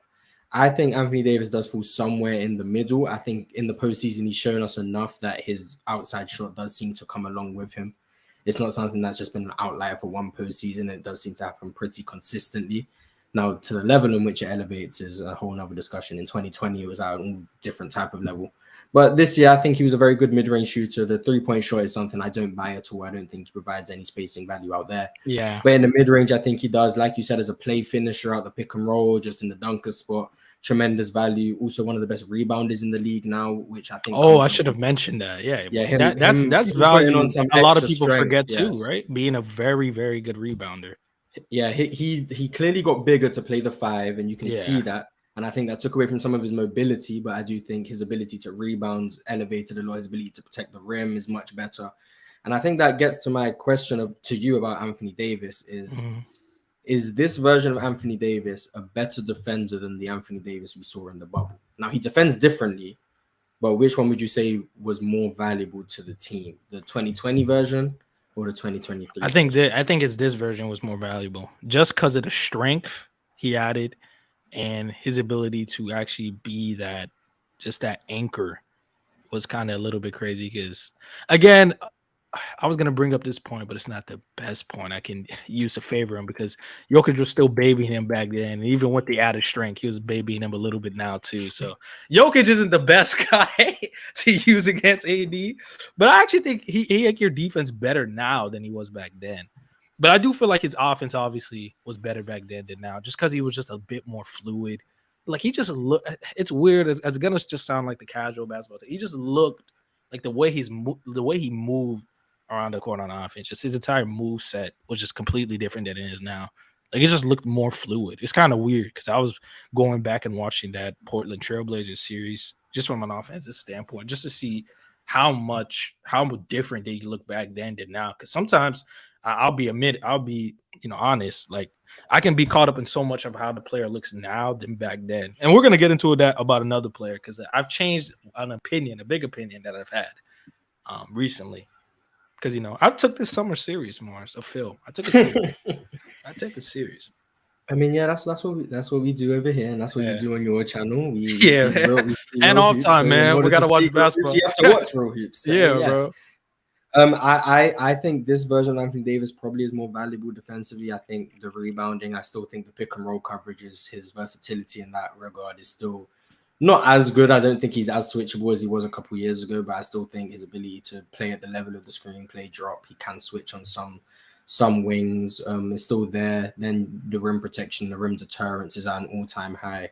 A series that was very damning to me was the Golden State series, where they couldn't get anything to go at the rim because Anthony Davis would just be right there. Yeah, they weren't getting free throws, they weren't finishing at the basket, they were just settling for a bunch of threes because of a guy like Anthony Davis being able to anchor the paint, and that's why you'd see Steve Kerr make adjustments like putting JaMychal Green in the starting lineup just to try and get Anthony Davis away from the rim, which shows the highly profound impact that Anthony Davis had defensively. Now, do I think he's a better player than 2020 Anthony Davis? No. I think offensively he has regressed to a level where I would still say Anthony Davis in 2020 was a better player. But I do think Anthony Davis is above LeBron James, for one. I will say that. I would have him as the best player in the Lakers. And I do think you could make a very strong argument. Might be I'll take Mars. You'll be surprised. Yeah, it's definitely a hot take. But I think you can make a very strong, compelling case for Anthony Davis as high as 4 in the NBA. I think you can make a very strong case for him as high as 4. And then if you looked at him as pessimistically as possible, I think you could get him to about 9 or 10. So I think he's the first person on the list that I'm comfortable is top 10, no matter how pessimistically you look at him. So shout out to Anthony Davis for being the first player who I think is a top 10 player, no matter how optimistic or pessimistic you are about him. You could be about him, yeah. But I think we spoke enough about Anthony Davis. He is a very interesting case study. And I want to get on to your number 6, who is another player who's also very polarizing. Kevin Durant. You have Kevin Durant at number 6. I ended up with KD at number 6. And Mars, I'll be honest with you, I just mentioned it, so I have to talk about it again. But he was a guy that I can see I can have him just one spot lower. I could see myself flipping him in AD. And that's mainly because of games played. Kevin Durant played 47 games this year, bro. Couldn't even hit 50 games, Mars. 50 regular season games. Yeah, I'll give him this. He did play 11 games in the playoffs, so I added that. Played 11 games in the playoffs. Still didn't make 60 games, but I know, right? Still didn't hit 60 games. But again, I'm gonna run down the stats for you, Mars. We gotta have some stats in here. Gotta mix it up with the hoop talk. 29 points, 6 rebounds, 5 assists, 67 true shooting, which was a plus 9.9 relative to the opponent's defense he's played. But here's the kicker, Mars. In the playoffs, 29 points, 8 rebounds, 5 assists, 59 true shooting. So there was an obvious fall off from his regular season production to playoffs. Now, this is going to have to do with games played as well, because he only played 47 games in the regular season. So that has to do with it. But KD is still one of the best mid-range shooters in the NBA. Just an absolutely insane mid-range shooter. Just his ability to just shoot over people. I just always find that fascinating. He just shooting over guys. It's actually pretty insane. Defense, I feel like I think he's a plus defender. Especially his rim protection and help side really helps. It was really good in the Brooklyn net system, mainly because they had Nick Claxton being the one to operate in those pick and roll coverages, and you just had KD roaming. So that's part of the reason why his defense looked as good as it did on the Nets. It was still decent on the Suns, but it wasn't as good. But I still ended up with him being a plus defender. Very good finisher at the rim. But the problem is, you see the key I just said, people. Very good finisher at the rim. So when he's at the rim, he actually finishes well. But here's the problem. How many times is KD going to the rim, Mars? You want to know something funny, Mars? And this might shock you. Draymond Green goes to the rim more than Kevin Durant. Now, that is absolutely insane to me. Draymond Green goes to the rim more than Kevin Durant. That's what I'm going to tell you. So he just has extremely, extremely low volume when he gets to the rim, which does dock me a little bit as him as a finisher, because him finishing at the rim is pretty high. But the reason why KD, and I've talked about this many times, and it's just KD's handle, Mars, is it's too loose. It's just too loose because when he plays aggressive coverages, when you're hedging on him, when you're sending that extra help from the nail and the corner, he struggles. And we just have to talk about it because these playoff scoring drops is becoming more frequent now, Mars. It's becoming more of a regularity, right? It's not a rarity. It's becoming more of a regularity. His scoring is clearly not as potent as it is in the regular season as it is in it's not as potent as it is in the regular season, mainly because of that loose handle, mainly because of him as a decision maker. Because when you send those aggressive coverages at him, he really struggles as a playmaker. And I talk about it a lot, but making that skip pass when people send that extra attention matters a lot because it just sends the whole defense in rotation. Because imagine like the defense is sending the extra man at you and you're just skipping that pass all the way to the corner. You want to know who actually improved in that this year? Devin Booker. It's one of the reasons why they actually was able to, that's why give Landry the Nuggets. Shamet was able to get about Exactly. Landry Shamet was going off in that one game from 3, but that's the problem with KD. It's one thing too. He's not making those reads, and I'm wondering, is it vision that KD has? He's 7 foot. Like he should be able to see over this, but who knows what it is. The problem is he doesn't make those type of reads, which really holds him back as a playmaker. It's one of the reasons why that just hurts his overall playoff production. And it's the reason why I actually held him back from top 5. But, it depends. What's your argument for KD top 5? Before I give my analysis, I guess, on Kevin Durant, yeah. I want to ask, is Devin Booker a better playmaker than Kevin Durant in your estimation? You know what, Mars? I was thinking about it.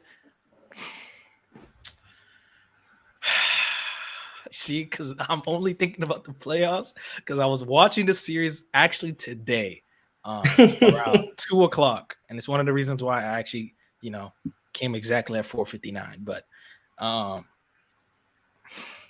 Mars, I want to leave that answer. I want to take the political route and not answer that question because I want to actually think about it, give it some thought. Because I'm just remembering the playoffs and I'm seeing D Book make these skip passes, make these reads in the pick and roll. And then literally the next possession, I'm watching KD be in the exact same scenario, not making those reads. And I'm like, dude, what are you doing, KD? Because first, you're not scoring as efficiently as he is. He's having one of the greatest tough shot making, just scoring playoff runs we've ever seen, and he's still making these reads, and you're not even doing that. You're not even making those reads. And I'm not saying these reads are easy. Like making a skip pass over 2 defenders and throwing it to the guy in the corner, or hitting the dunker spot at a consistent rate. It's kind of, or manipulation as a passer. Again, it's difficult. Of course it is. We're talking about some of the advanced reads.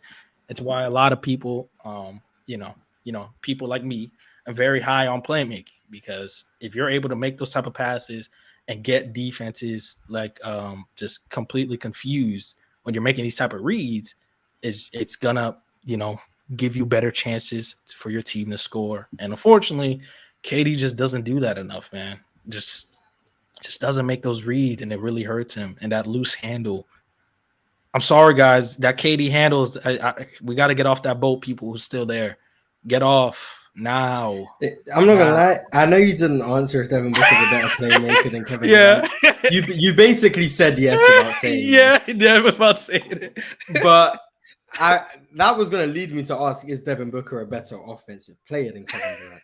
But I know if you didn't want to answer it, I'm definitely not going to answer. We're not answering that one, yeah. So we'll leave it up to the imagination. It's on the route there, because KD, if you're not playing games in the regular season and then the playoff production is looking like this, you're going to be falling my list pretty quick. It's just going to be AD, you can pass over me.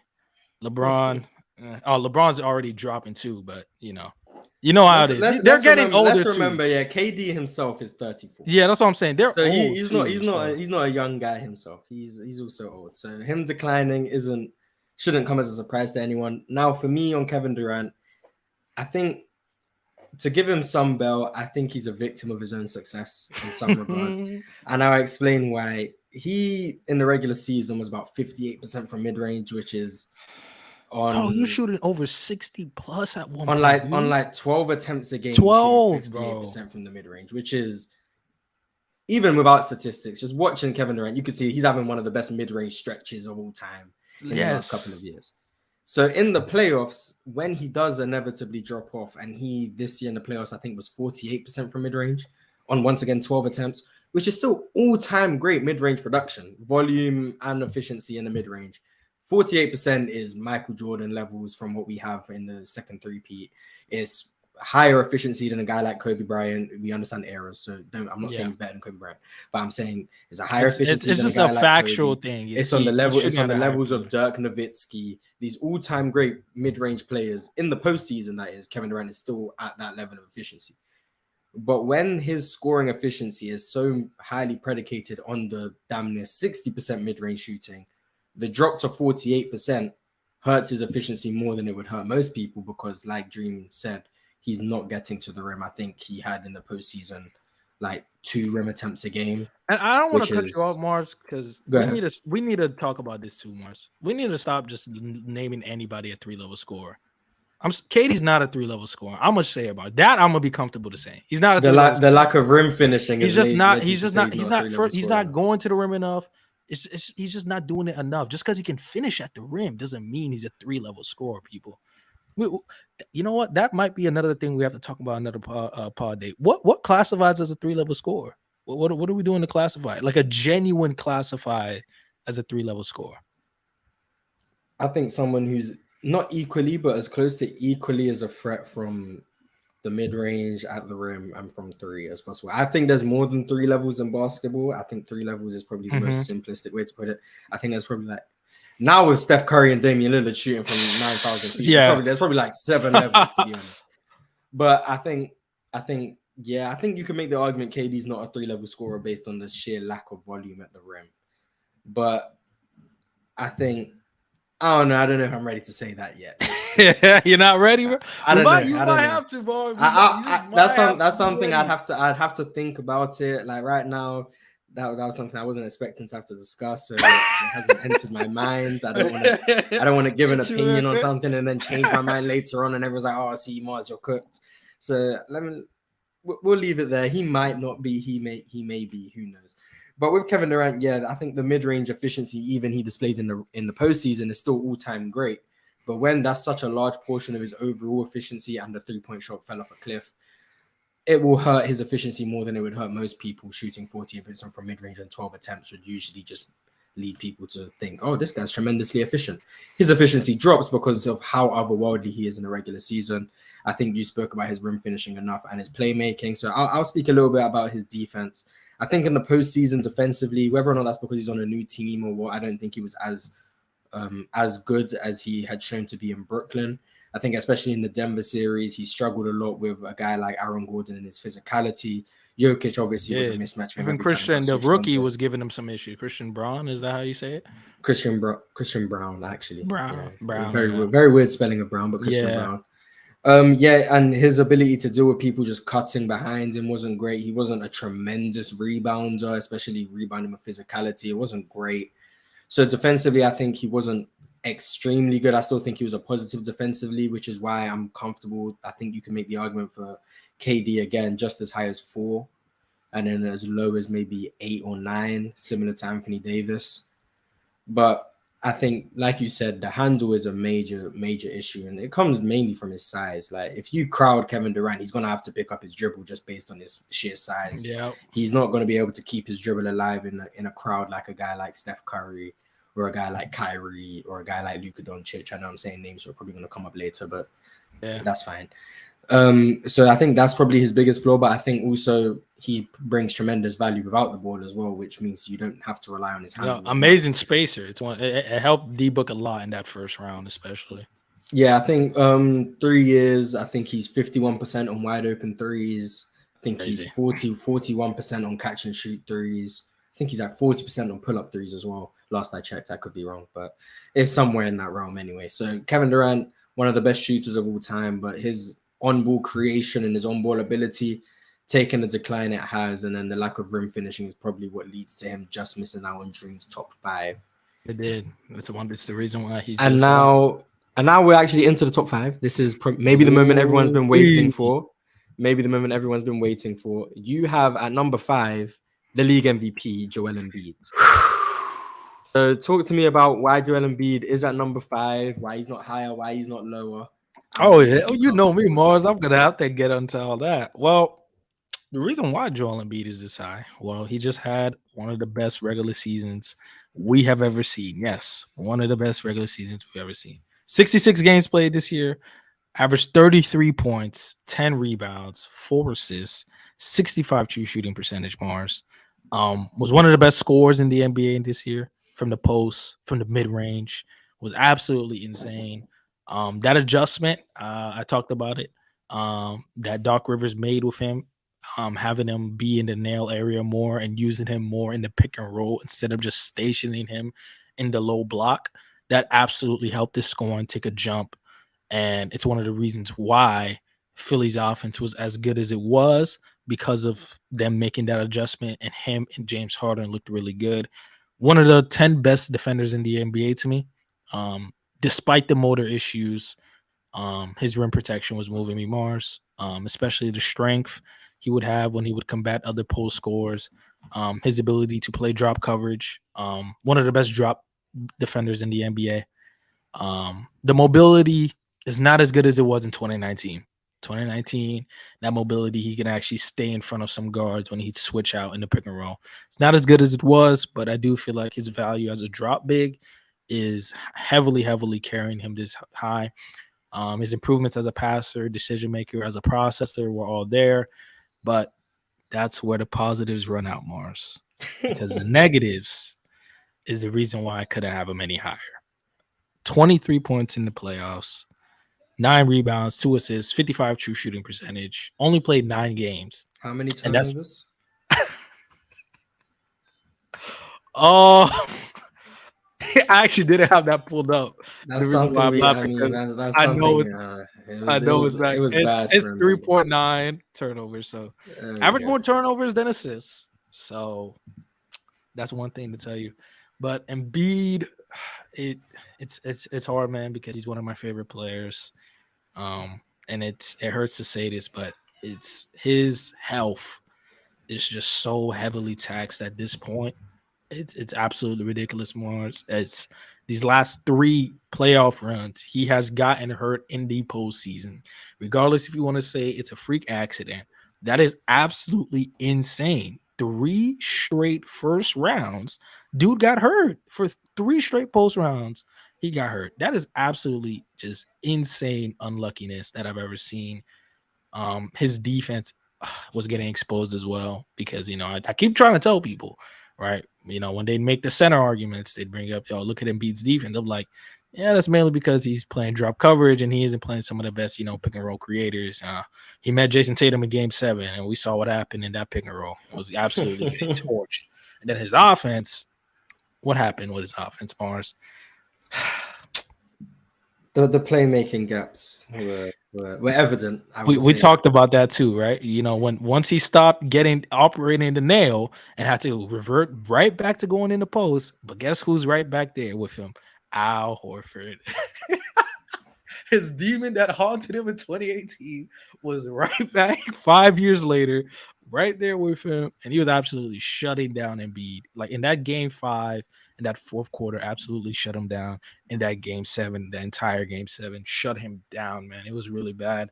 Looking at that tape, it was hard to watch, Mars. It really was hard to watch. But I ended up with Embiid at 5 because I still feel like his regular season was just that good that I could still have him at 5. But I wish I could put him higher. I really did wish I could put him higher. But that playoff drop, man, he dropped a whole. Not even bringing up efficiency, because I know a lot of y'all don't like true shooting, and I dropped a whole 10 points, 33 points, like to 23. Like, come on, Joel. Yeah, Joel Embiid is the playoffs is obviously the biggest issue with Joel. And if you're higher on Joel, you will just say the injuries. 2021, the torn meniscus. 2022, the broken face and the thumb injury. This year, it was another knee sprain. Was it LCL, PCL, something like that? correct. I'm not a doctor. I'm sorry, but it was something to that extent. And Yeah, it then was. obviously you could use that to explain the playoff shortcomings. I spoke all throughout the season how I wasn't a fan of what Doc Rivers was doing with Embiid, using him at the nail, because in the postseason that's not making him improve his flaws. You're just trying to hide them. And when teams are able to take away that offense at the nail and make him have to play out the post or the high post, and you see he has the same struggles. Weaknesses come right back. Even in the Brooklyn Nets series where they were just doubling him on the catch every time. Now, did Philly get good offense out of that? Yes, they did. But did Joel Embiid struggle to read the doubles often? Yes, he did. There was games where you want to know more? It wasn't even good offense because outside of game one of that shooting that Harden had in game 2 and game 3, their offense wasn't that good, because that was one of the main reasons I was using against them when I was talking to other people before we had this pod. It's one of the main reasons why I was talking, because when you go back, guys, and go look at what their points finished in those game 2 and game 3. It wasn't their offense that won. It was because Brooklyn's offense, Brooklyn just wasn't that good of a team, but them just always doubling Embiid. They were sending so many doubles at him, but them just doubling Embiid outside of game 1 when Philly shot historically from 3, their offense wasn't that good. It just wasn't that efficient outside of game 1. Like game 1 carries that offense. Yeah, I mean, yeah. So when you look at Philly, I think Joel Embiid is one. If you're optimistic about Joel Embiid, there's a lot of quote unquote excuses that you can give him, whether that be a few years ago with Ben Simmons, or Brett Brown not being a great coach, or this year James Harden was struggling in the postseason. We can't keep doing that. This year Joel Embiid himself was hurt again, so you didn't get to see him healthy in the postseason. This year Doc Rivers wasn't a very good coach, so that's another reason. If you're optimistic about Joel Embiid, there's a lot of excuses you can give to justify Joel Embiid being higher and valuing him based on his regular season performance, which as a scorer is some of the best scoring in a regular season we've ever seen. I think he was like 36 per 75 on like +7 relative true shooting, which is something that you haven't really seen ever. So as a scorer in a regular season, there's no doubts really about Joel Embiid. Whether that be the mid-range shots where he's about 50% from mid-range, wide open threes, he's about 40% from there as well. I mean, we can't talk about Joel Embiid without talking about free throws as well. I mean, yeah, we can't. His ability to draw fouls is second to what maybe James Harden in the last decade. Might even be better than James Harden, who knows? But 11 free throw attempts a game.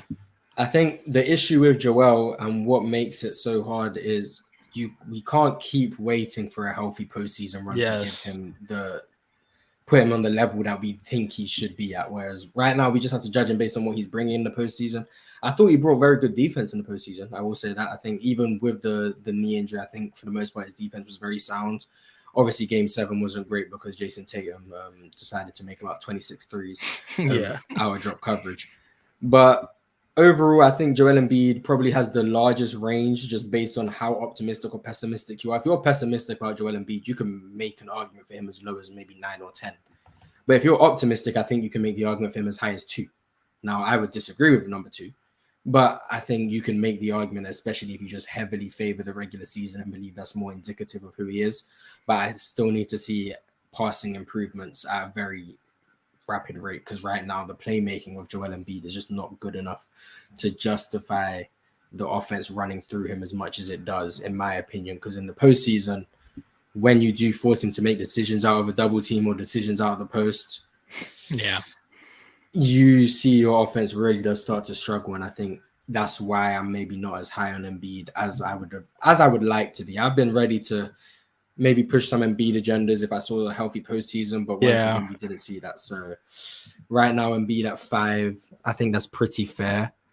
And then we'll break into our number 4 right now, where you have someone who, this is the highest person who didn't make the playoffs. Yes, you have Luka Doncic at number 4. So talk to me a little bit about why you're happy with Luka at 4, why he's not higher, why he's not lower. Okay. Luka Doncic. We're talking about a guy that averaged for the season 32 points, 8 rebounds, 8 assists, 60 true shooting. Reason why I am pretty high on Luka is because of him as an offensive player. Right? We're talking about one of the best passes playmakers in the league. Pretty much can make any pass you want, either even when you throw tight, aggressive coverages at him, we can name them: hedge, double, blitz, throw them all. He can find a way to make passes through those coverages, find the passes in those angles, and hit his guys on a pretty consistent rate. Which sometimes they fumble it, mainly because they just didn't have the connectors on the Mavs to really capitalize on that advantage creation that Luka would create. Him as a scorer, even though he's not that efficient as a scorer, and that's mainly due to him being just like LeBron. He just has a tendency to shoot so many threes. Even though I'm like, bro, you're a really good mid-range shooter. You can get to the rim, even though you're really slow, but because you have just such strength and you can actually have such great footwork, his ability to operate in the post. I've been talking about this all year, but I don't have the stats in front of me, unfortunately. But he ended the season, when you actually look at guys who attempted at least 3 post-ups a game, he was top 5 in that regard, right? That's what Jokic, that's what Embiid, like Luka finished top 5 as a post scorer when we're gauging guys who attempts at least 3 post-ups a game. So that just tells you how much he diversifies his scoring. It's one of the reasons why him as an offensive player, he's this high. But the reason why I tax him a lot for him as an offensive player, Mars, and we talk about it a lot, is his lack of scalability. And I think that's mainly because of his ability not to be that good off ball and him just being so ball dominant, right? Time of possession, Luka Doncic was number 1 in NBA history since they started tracking that stat. So goes to show you, like, more ball dominant than peak James Harden. Remember when everybody was clowning him for all the dribble, Luka was more ball dominant than him. Luka was more ball dominant than LeBron. And if you guys don't trust time of possessions, right, because I don't think usage rate is that good of a stat. Time of possession is literally looking at him when he actually has the ball and he's doing all the things. He is number 1 in NBA history since they started tracking his stat in time of possessions. And the reason why it can hurt some offenses and other teams is his lack of scalability next to other players' skill set, because it's, on the Mavs, he has a lot of guys that are just 3-point shooters. They don't offer you anything outside of maybe they can, attack closeouts a little bit well. We saw Josh Green was a little bit good in that regard and as a cutter. But other than that, they're not giving you anything else as a self-creator either. And that's mainly because Luka isn't doing anything off ball, right? Like I was trying to talk about it, right? I was trying to even defend him before Kyrie was on the team. I was like, I'll give him credit. He doesn't have the teammates to be able to handle the ball that well. Spencer Dinwiddie, I was never been that high on Spencer Dinwiddie. But I thought Kyrie was going to be the change. I thought we were going to see some Kyrie Luka pick and roll. And I was going to be like, man, that can look pretty scary, because what do you do when that happens? Or we're going to see some dribble handoffs with Luka curling off some pin down screens and attacking downhill. But guess what? Mars? We didn't see any of that. We just saw Luka just standing around on the hash mark line and just letting the offense go through. And it's one of the reasons why I just use that against Luka. And then I'm talking about all this, his negatives on offense. And I'm going to let you go into the defense, because that's even worse. I tell you this, Mars, every time we talk about Luka. Him getting face cut is one of the worst things I've ever seen. You are literally looking at the guy and he cuts against you. How does that happen? That's strictly effort, right? That is literally just effort. There's nothing that you can't teach that. You can't teach that on a basketball court. That is just effort on defense. And Luka is god awful on defense. Absolutely atrocious. But I still ended up with Luka at 4 for all the positives I said. Yeah, you have Luka a bit higher than I do. You do. Where would you have Luka actually, Bar? That's a pretty. I actually don't know. That's one I don't know. Absolutely do not know. I don't know. I don't think I'd have him in the top 5. And the reason why is, you spoke about his lack of off-ball game, the lack of scalability defensively. Just slow too. Egregious. Shout out, Mike. But I think the reason why I'm maybe not as high on Luka as I have been previously is I think this is the worst defensive year he's ever had defensively. That might be.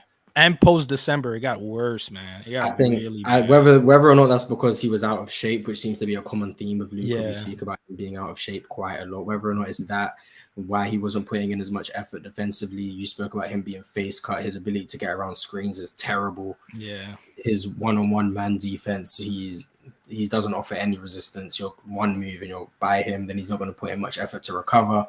Now, I do think I do think he has decent hands, and I think he's okay in passing in sometimes, and I think he provides good rebounding value. But I also think when you speak about his ball dominance, it's second to no one. I think his time of possession was 50%. I think while Dallas that is he had the like, ball half the time. So if you're watching Dallas play offense, half the time you're just gonna watch Luka have the ball in his hands half the time. That's something that I don't think should ever be the case on any sort of championship level offense. But the reason why I understand why people are so high on Luka is if you go through NBA history, I don't know if there's any player. I don't know if there's 10 players you can say definitively have ever played at a higher level offensively than Luka Doncic has for the past 2 or 3 seasons. I'm not saying that makes him a top 10 offensive player ever. I'm saying I don't know if you can find, especially when you look at the playoffs too in his young career at this point. I don't know if there's 10 players ever you can say have definitively played better offensively than Luka Doncic has in the last 3 years. That's why I understand why people can be so high on him. But for me, the ball dominance, the lack of translation next to higher level teammates for me is clear. The defense, the negativity he brings defensively at that size also makes him a larger mismatch hunt, in my opinion. Because when you're 6'3", you can maybe be hidden more defensively. When you're 6'8", it's kind of hard to hide someone of that size because you're likely going to have 2 smaller guards on the court alongside a guy who's 6'8", who's also a liability. Also, not being able to see the playoff translation this year kind of hurts. Yeah, that is another reason, yeah. The fact that the one time he played against an elite level, all-time great level defense in the playoffs, the 2022 Warriors, he did struggle. Maybe that's a sign that maybe against good defenses, he can be elite, but against elite level defenses, maybe he's not as strong. I think his efficiency this year wasn't great, and it is because of the proficiency he has to just launch a bunch of I saw a comment. I don't think it's an overreaction. Like everything I'm saying about Luka is things I would have said last year, right? I still think just because I'm saying these negatives, I still think he's pretty high because I'm still pretty high on this playoff. Yeah, you still have him number 4. Yeah, I still have him number 4. High. Like I want people to understand. I'm saying these negatives, but these positives, I'm still thinking they're that great that he can still be number 4. Yeah, when you analyze a player, we have to say the positives, we have to say the negatives. When we speak about the negatives, it doesn't mean we hate the player. When we speak about the positives, it doesn't mean we love the player. We're speaking from a perspective, not from a fan perspective of who we like more. We're speaking about the player's games, whether or not his name was Luka Doncic or John Smith. It's just a player. Yeah. So before we speak a little bit more about Luka, Drink More Water did chime in with a super chat about Luka. Shout out Drink More Water. Yeah, we appreciate you, Drink More Water. What makes Luka higher on the list than Anthony Davis? Dream? What gave Luka the edge for you over AD? I just think Luka's just as an offensive player is just so much better than what AD can give me on both sides of the ball. Again, I'll be honest with you.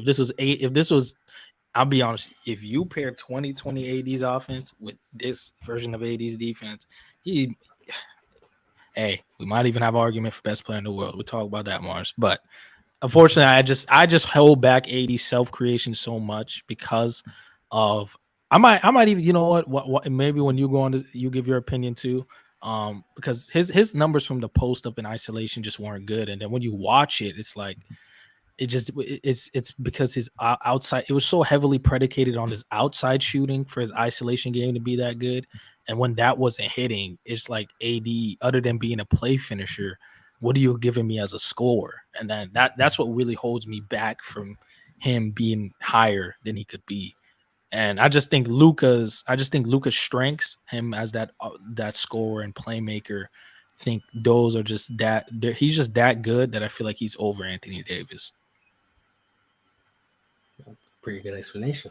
Yeah, man. Before we get into the top 3, we have 300 people in here watching us live. And then wow, I didn't even see the views. No, I'd love to see it. 300 people here watching us live. We appreciate everyone who has taken the time out of their day to watch this and watch us just talk about something. Man, I appreciate you. That was funny.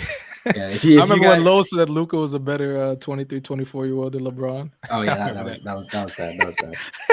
Oh, what were you saying, 2 bars? Yeah, I was just appreciating the viewers, but yeah, we do gotta shout out. But yeah, I do appreciate the 300 people here watching live. I appreciate everyone who watches after the fact. If you can't make it live, I still appreciate you guys. I read all the comments. If you haven't, please like the video. Like I say every week, I don't know what liking the video does, but I would appreciate if you guys did like the video. And comment on the video when it's uploaded. Yeah, comment on the video, leave your opinion, leave your top 10. I do read all the comments. I do read. I the last 2 podcasts I've been reading the comments. I even commented on the last one. Yeah, you did. I did see your comment. I will read all of you guys' top 10s. Please give some reasonings behind it as well. Don't just leave top 10s with no reasoning. I want to see you guys' criteria, what you guys value, all of that stuff. I do appreciate everyone who does take time to watch this. We're nearly at 5,000 subscribers. That's a big milestone. Am I going to do anything for that? Probably not. But I do appreciate you guys who do subscribe and like the videos and tap in every week. So we do appreciate everyone who does take time to watch these videos. And now before we get into the top 3, I do want to read some super chats that have come in over the course of the show that I couldn't really fit them in at the time. So I will get to them now. G Doesn't Know Ball said Tatum 9 is crazy. 5 to 6 for me. He's a 30.68 two-way scorer. I actually think he's closer to 6'10 than 6'8, to be honest.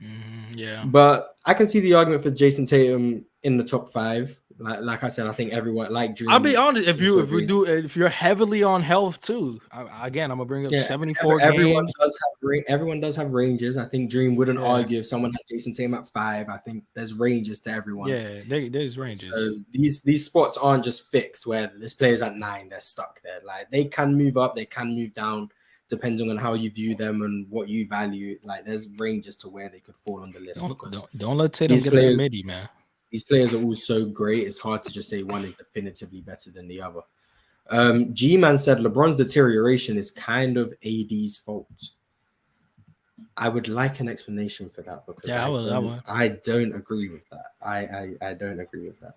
So, G-Man, if you could elaborate on that, I would appreciate it. He said, what? Let me hear it again. He said LeBron's deterioration. LeBron's deterioration. So you're saying because is the argument because from December to February when LeBron was going that crazy and AD was out, like he just got that freak accident because he was, exerting too much energy. Maybe that is AD's fault. I mean, I don't know. I don't know. Yeah, I don't know. Liban Ali said he would love for AD to be in our top 10. He did. Oh, he is. 10. AD's in my top 10. Yeah. He was at number 7 for Dream, so he was in the top 10. And Jeremiah Smith asked, what percentage would you guys consider good to elite mid-range efficiency? 38 plus. That is a very good question, man. Yo, for me, in today's game, elite mid-range efficiency, I think you have to be 45 plus. Thank you. I was thinking 45 in my head. Thank you. Yeah, yes. Back in the day, I think 40% would cut it. I think in the 2000s, 40% would be elite mid-range efficiency, and then years prior, 40%, etc. But in today's game with the spacing, in order to warrant being a high-volume mid-range scorer in the half court, I think, and the attempts have to matter. 45% would be a baseline for high volume mid-range scorers, in my opinion, like KD, DeMar DeRozan, Shai, Devin Booker. I think you're all looking to be 45+% in order to be considered an elite mid-range scorer. Now, if you're shooting 41%, 42% on extremely high volume, you might cut it. You depending on the difficulty of the attempts, like it all comes down to eye test. It's not just about the stats. The difficulty of the attempts would also matter just to see how it would translate to the postseason. But if you're shooting 42% on a bunch of wide open mid-range jump shots, I don't think you'd really be in the elite level category. So 45% would probably be a baseline just with no other context besides efficiency.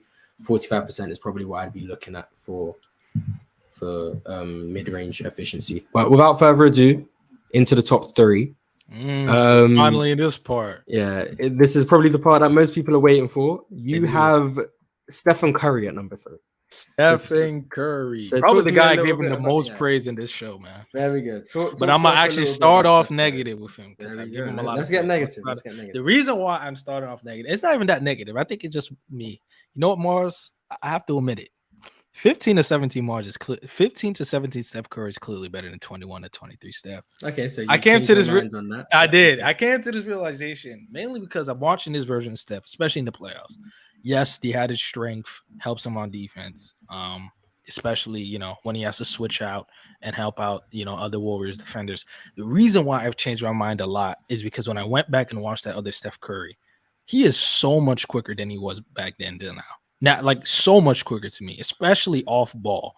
Like I remember I used to bring it up that yes, he was quicker, but I still feel like the other things he was still better. But he was so much quicker off ball. Like it's kind of ridiculous. Like I still think Steph is probably still the best off ball player in the NBA today. But like just how quick he was, just pouncing off screens back then to go into dribble handoffs were absolutely insane. But Steph Curry today, I still feel like he's still, one of the best. I talk about it with Mars. What do I say? Walking 4-on-3 advantage creator. Yeah. He still does that in today's game. Still the best shooter ever. I think, one of the best scorers in the league. I was about to forget, but I have to bring up the stats for him. 29 points in the regular season, six rebounds, 6 assists, 65 true shooting, a +7 for the regular season. But here's the problem that happened with Steph in the playoffs. And maybe Mars, you maybe had a different opinion, but he really did struggle in that Lakers series, mainly because of things like, I don't know what it was, but he missed a lot of just wide open threes, which is kind of crazy because the Lakers are playing a high drop and he was getting those looks and he was just missing it. And I was like, man, if you're missing those threes and then you're not even as quick anymore, so you're not even getting downhill like the slithery like you used to do back then. It's like, man, Steph Curry's scoring is clearly not as good as it used to be back then, because what Steph was doing back then was just something defense has just never seen before. So it was just absolutely killing them. Even still now, he was shredding up the Sacramento Kings, and even in spurts in this Lakers series, he was killing them. But for the regular season, 42% from 3 on 11 attempts, but it took a drop off in the playoffs, 36% on 12 attempts. So that drop did hurt him a little bit because it wasn't even like it's not even the threes, like the difficult shot threes he was missing. It was the wide open threes he was missing, which is kind of odd to me, Mars. I was like, wow, like the greatest shooter ever, right? He's still the greatest shooter ever. It's still the best shooter in the world to me today. But it was like, I have to bring it up because it's either 29%. I want to say 29% on wide open threes he shot in that Lakers series. That's kind of crazy. I know it's sub 30. I yes, do know it's something of like right there. I was like, damn, that's kind of surprising. But then when you look at it, I mean, it's literally that's what's happening. He's missing wide open threes. It's just what it is. But yeah, I still think Steph had a 3. I think Steph that 3 fits right nice right there. Yeah, I'm not gonna say I'm glad, but I am glad. I'm glad you came to believe that 2015 to 17 Steph, or maybe even throw like 2019, but those years are the peak version of Steph Curry. It is, man. Due to the quickness, I think just being able to really warp the defense with the speed he can move off the ball. I also think just because the league hadn't caught up to him as much. Right, they just didn't know what they could do. I think now he's less of an outlier than he was, like relative to everyone else. Now, I still think he's an outlier as a shooter. I still think there's no one who's doing what he's doing.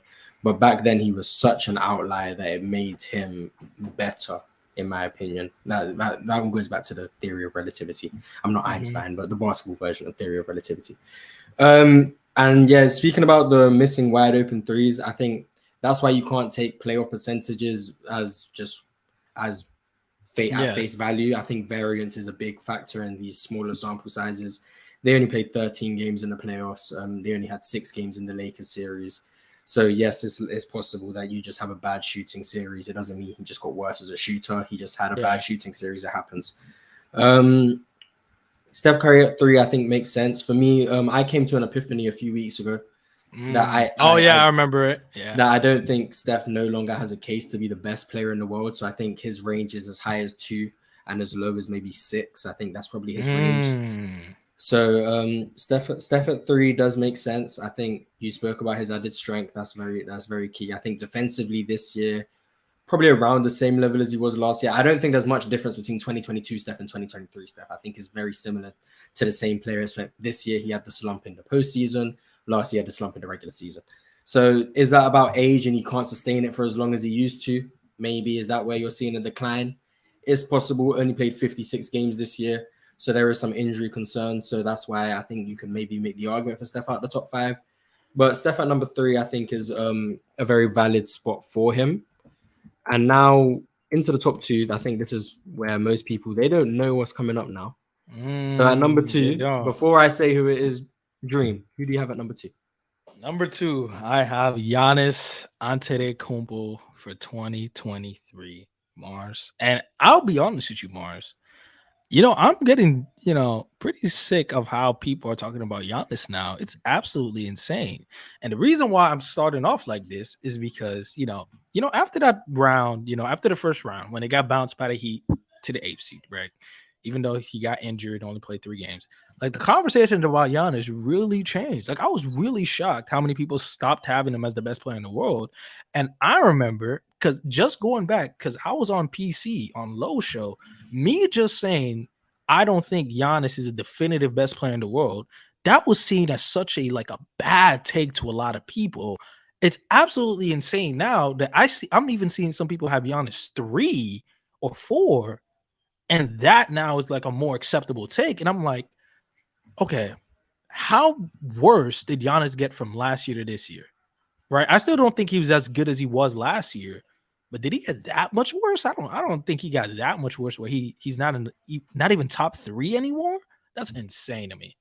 But with that tangent out of the way, I had Giannis as number 2 this season. I do think Giannis is still one of the best finishers in the NBA, Mars. We know what it is, either in half court and transition. He's always going to find a way into the lane, either with those Euro steps or spin moves. He's always going to just find a way into the lane. His passing looked really, really good on tape again when I watched it. Just because he just brings just such a dynamic to him as with the rim pressure, because he's always drawing another defender, and because Giannis can make those kick out passes to those Bucks shooters, it's one of the reasons why that Bucks offense is able to be as stable as they are. Because if they don't have that Giannis rim pressure and being able to draw that extra attention, that Buck offense looks really, really bad. It does. One of the reasons why Giannis wasn't as efficient as he was this year, because I'm gonna bring up the numbers now. For the regular season, averaged 31 points, 11 rebounds, 5 assists, but was 60 true shooting. Got worse than what he used to be, and I think that's mainly because of his mid-range shooting. Might not seem like the biggest difference because you might look at it and it's like, oh, Giannis has never been good from the midi, right? He's never been good, but it's a little bit different. Last year he shot 42% from the mid-range, Mars, which is right around league average. This year he shot 32% from mid-range. I'm sorry, that is a huge drop off. And the issue is he still takes them. And he still takes them. That is the main issue. When he was actually making some of those middies, 42%, that's right around league average. That's why that Bucks offense was able to survive as well as they do, because he can make that little midi push shot that actually punish defenses. It's like, oh man, if he's actually making this, how do we actually stop him, right? But this year, I don't know what happened to his mid-range jump shot, because I looked at his shot mechanics and it's like, I don't see the biggest difference between last year to this year. I think it's just variance. You brought it up earlier. Variance, it happens to some players. I think this is just one of those years. Variance just kicked Giannis, and he just dropped as a mid-range shooter this year than he was to last year, which did also hurt him in the 3 games he played against the Heat, because he wasn't giving you a whole lot as a scorer other than when he was attacking the basket.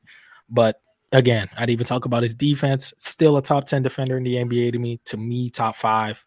I just think that help side and that rim protection is still warranted. I know a lot of people, was having Brook Lopez as the defensive player of the year. I think that's fair, but I still think Giannis is the best defender on that team, right? Just because of what he brought on the help side was just absolutely insane for that Bucks unit. So for me, I have Giannis at 2, and I'll be honest with you, I'm not like a lot of other people. Just because they lost to an 8th seed, I don't leave out context. Of course, the health was factored against him. It's the reason why he couldn't be 1 for me, because he only played 3 games in the playoffs. But I still think if you had him 1, I don't think that is an asinine take, because a lot of people, like, I just don't get why y'all dropping Giannis this far, man. What happened? Like, I was seen as a Giannis hater, and now look at me. Look at me now, Mars. Like, it's crazy how but I didn't flip. I feel like I'm being as consistent as I was about him a year ago. I'm talking about his game the exact way. Objectivity. Literally.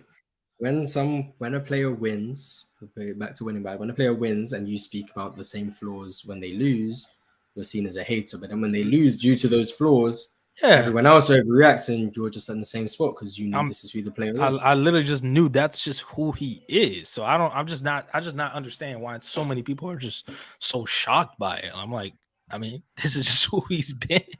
It's just who he's been.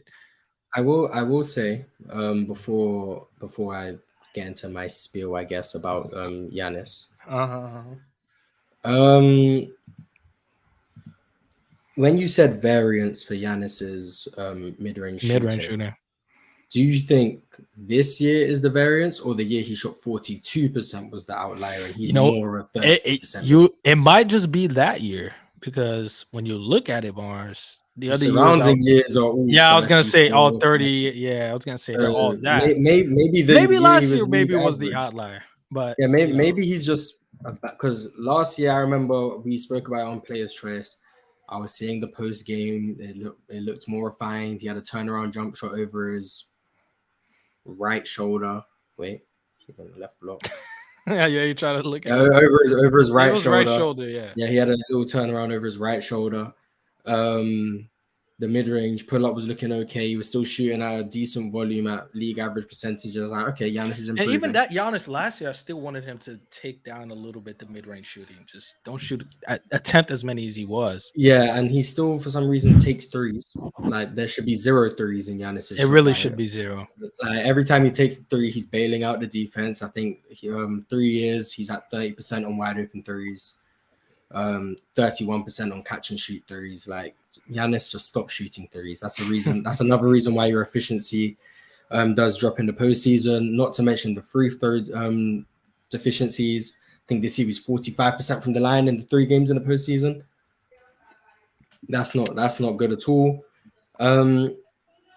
Defensively, I don't think he's as good as he was last year. Whether that be just Brook Lopez came back, so he didn't have as much responsibility, or Brook Lopez made his life easier. I think it's because Brook Lopez came back. Yeah, he didn't look as good defensively. Still an elite defender, all defensive caliber guy. Just I don't think he was as good defensively. The box score numbers make him appear to be a much better scorer than I think he is. I think the lack of diversity in his offensive game, the lack of outside shooting, the reliance on being able to just get to the rim and finish, because if you foul him, he's still a liability at the free throw line, does leave a lot of flaws in his offense, which ultimately hurts the Bucks offense. Now, I do think Coach Bud, like I spoke about many times before, is another reason why the Bucks offense doesn't translate as good in the postseason. So I'm not going to give all of that to Giannis. So I think Giannis does still have a very strong case to be number 1. I think he's the first player where there's no case for Giannis below. If you were extremely pessimistic about Giannis, bro, I had people tell me he's 4, Mars. Like, I'm being so the lowest I can understand for Giannis would be 3. Yeah, if you're like extremely pessimistic. Bar for me. I don't think you could say Giannis is 4 or 5 without just strictly hating. So I think 3 is probably the lowest I could go. 1 is the highest. I think his range is 1 to 3. But I don't think there's any surprise on who you have at number 1. So at number 1, Dream does have Jamal Murray. Jamal Murray. Yes, sir. Jamal Murray, man. So talk to us. Okay, no, Dream it's Jokic, man. It's Dream Jokic. has Nikola Jokic at number 1. So talk to us a little bit about Nikola Jokic. Maybe start with a negative before you get to your Jokic. You know what? Let me start with a negative. And here is the one negative I'll start with, Mars. Is that people are now I'm just hate that how people are flipping the defensive narrative. And we just talked about it, Mars, how I was one of the few people who's defending this defense. And over this course of the playoffs, I'm now on the other. I might appear I'm on the other side, but I'm really not. I'm still where I am. I'm seeing a lot of people be like, oh no, Jokic is just like a great defender. Like he's like I've literally seen people, not just a person. I've literally seen multiple people on Twitter, right, say he's an elite defender. And I'm like, even Jimmy Butler said it, elite defender. And I'm like, I mean, I get Jimmy, him saying it, but whatever. But I'm like, okay, I don't really see the argument, because a lot of this defense, I feel like, I'll be honest with you, Mars. I said it on one of these last pods. I feel like he was a better defender last year than he was this year. The only real difference was he has a better defensive infrastructure around him, and 2, matchup luck. And what do I mean by matchup luck? is who are some of the players that Jokic struggle against? He struggles against guys that can actually put pressure on the rim, or people like Steph Curry who actually just extends their range so far that he has to guard so up high so much in the pick and roll. Right? Let's go through each round. We look at the first round. Actually, Anthony Edwards was actually torching Jokic a little bit, at least from games 2 to 5. You can look up the numbers, but he was absolutely insane in those games because Anthony Edwards was just getting downhill against Jokic, right? And the help defenders weren't helping him that much. But then when you go to the Suns series, Devin Booker and KD are not putting that much pressure on the rim. We just talked about both of them. They're not putting that much pressure on the rim. They're more liable to shoot that midi than they are to actually going all the way and finishing at the rim. Go to the Lakers series. I thought it was going to be LeBron, but guess what? If you want to say foot, if you want to say because his 3-point tendency is just too high, whatever it was, he just wasn't putting as much rim pressure as he used to be to actually give Jokic trouble. And then if you go in the Heat series, Jimmy Butler damn sure wasn't going to put the rim pressure nor give you that 3-point range to actually threaten Jokic. So when I look at it, Mars, he really didn't face his real weaknesses that we've seen in these past series that actually like hurts Jokic's defensive value. So that's another thing I feel like a lot of people need to understand, because I feel like matchup luck, especially in the playoffs, you can have a really good year where you don't face your weaknesses that, or even if you do, they might not be as good of a team, right? I'm gonna go back to Giannis in 2021.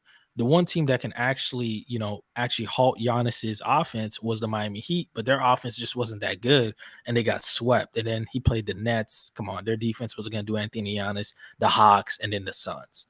So I feel like it's the same way with Jokic now, where I still feel like Jokic's defense, I still feel like is a negative or just neutral. I don't think he's a clear positive that a lot of people are saying. I'm like, some of these reasons I was saying against y'all to say he isn't a clear negative, but now you guys are using those same reasons I said to say he's a clear positive. I'm like, what changed? What that changed? ring on his finger? Is it really that much of that ring really changed y'all that much? Yeah, y'all just wasn't watching Nuggets games. I vividly remember, like, after the Nuggets won the ring, and I'm not sending shots. I remember Richard Jefferson went on a spill talking about Jokic is shooting the 3 like Steph Curry in the postseason because he was 46%. He was 46 on 3 attempts. Yeah. He was playmaking like Magic Johnson in the playoffs because he was averaging the same amount of assists. He was rebounding like Tim Duncan. He was scoring like, I think, Kevin Durant. And then his defense was like Giannis in 2021 because of his defensive field goal percentage. And I was like, there's no way these are the agendas that are being pushed. I know, right? And somebody said they don't understand the reasons why I'm bringing this up, or they're confused on the logic. The reason why I'm bringing that up is, King, is some of those people that used to use the reasons I'm using used to say, oh, Jokic doesn't even have an argument to be number one. While I was always saying between him, Giannis, Curry, I feel like those three had a clear arguments. Those three had pretty strong arguments to be number one. And people will always be like, I don't think Jokic does. Number one, because he didn't win. And number two, because of his defense. And I go, now that he's won, well, what's changed? Because his defense was I still think is as bad as a lot of y'all were making out. Well, not as bad as a lot of y'all making out to be, but it was still not, I don't think he was a plus. He's not a plus defender.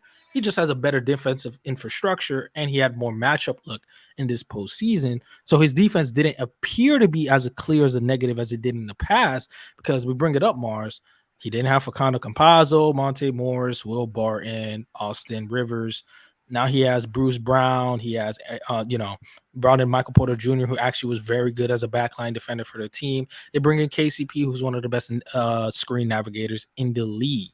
So of course, and then they changed up their defensive coverages. They used to run Jokic more and drop. They started running him more at the level. So these are, you see. Yeah, I mean, a lot of things changed for Jokic defensively, his pieces around him, and then how he was used.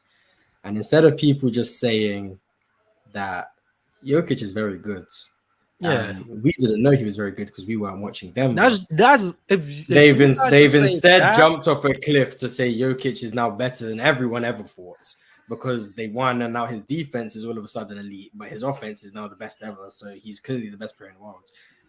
I think he has a case to be number one. He can go as low as 2. I think there's no argument for Jokic below 2. I think he's 1 or 2 best players in the world. But it's not because his defense just elevated to another level. I think he had a good defensive series against Miami. I will say that. I also think Jimmy Butler probably played a large part in that because they were able to play drop without really giving up too much because Jimmy Butler's lack of willingness to take those pull-up jump shots, which I think is what Jokic was willing to concede. yeah, Plus against Denver, when they played him at the level more, they would pre-switch so he wouldn't be in the ball screen action. And like, for example, if they played against Golden State in the conference finals. They played against Golden State in the conference finals, and Steph Curry absolutely torched the Denver Nuggets defense. Everyone would say Jokic is still a liability. yes, yeah, they would, and that's what I just find hilarious. And the issue is, instead of just judging someone for their game, you judge them based on how they perform against certain matchups. Where I've always said there's not many matchups that can exploit Jokic. But because there are matchups that can exploit Jokic, the likelihood of having a championship. And here's the thing: he actually played them back to back, right? Like he played the Golden with State not and the defensive help. Yeah, and they torched the Denver Nuggets defense. Just torched them, bro. Same with Portland's in 2021. So I think instead of overreacting, I think it's fair to say it's very unlikely you can build a championship level defense around Jokic as the anchor. Once again, they won a championship. That doesn't mean they were a championship level defense. Same thing for championship level offense we spoke about earlier with Jimmy Butler. Denver, I don't think are ever going to have a championship level defense. Now, what I do think they can have is a defense that is good enough to win a championship with how good the offense around Jokic can be. Jokic on the floor, to me, is a guaranteed 120 offensive rating. No matter who you put on the floor around him, you're going to have a 120. He's always going to have that offense, Now, all the defense has to do is be operating at a 119. That's what they need to do. Just so they can win games. That's what they need to do. 119. Operate at 119. There we go. So I think that's why Denver can win. I think Denver have a chance to win again next year. Would that mean Jokic is now even better?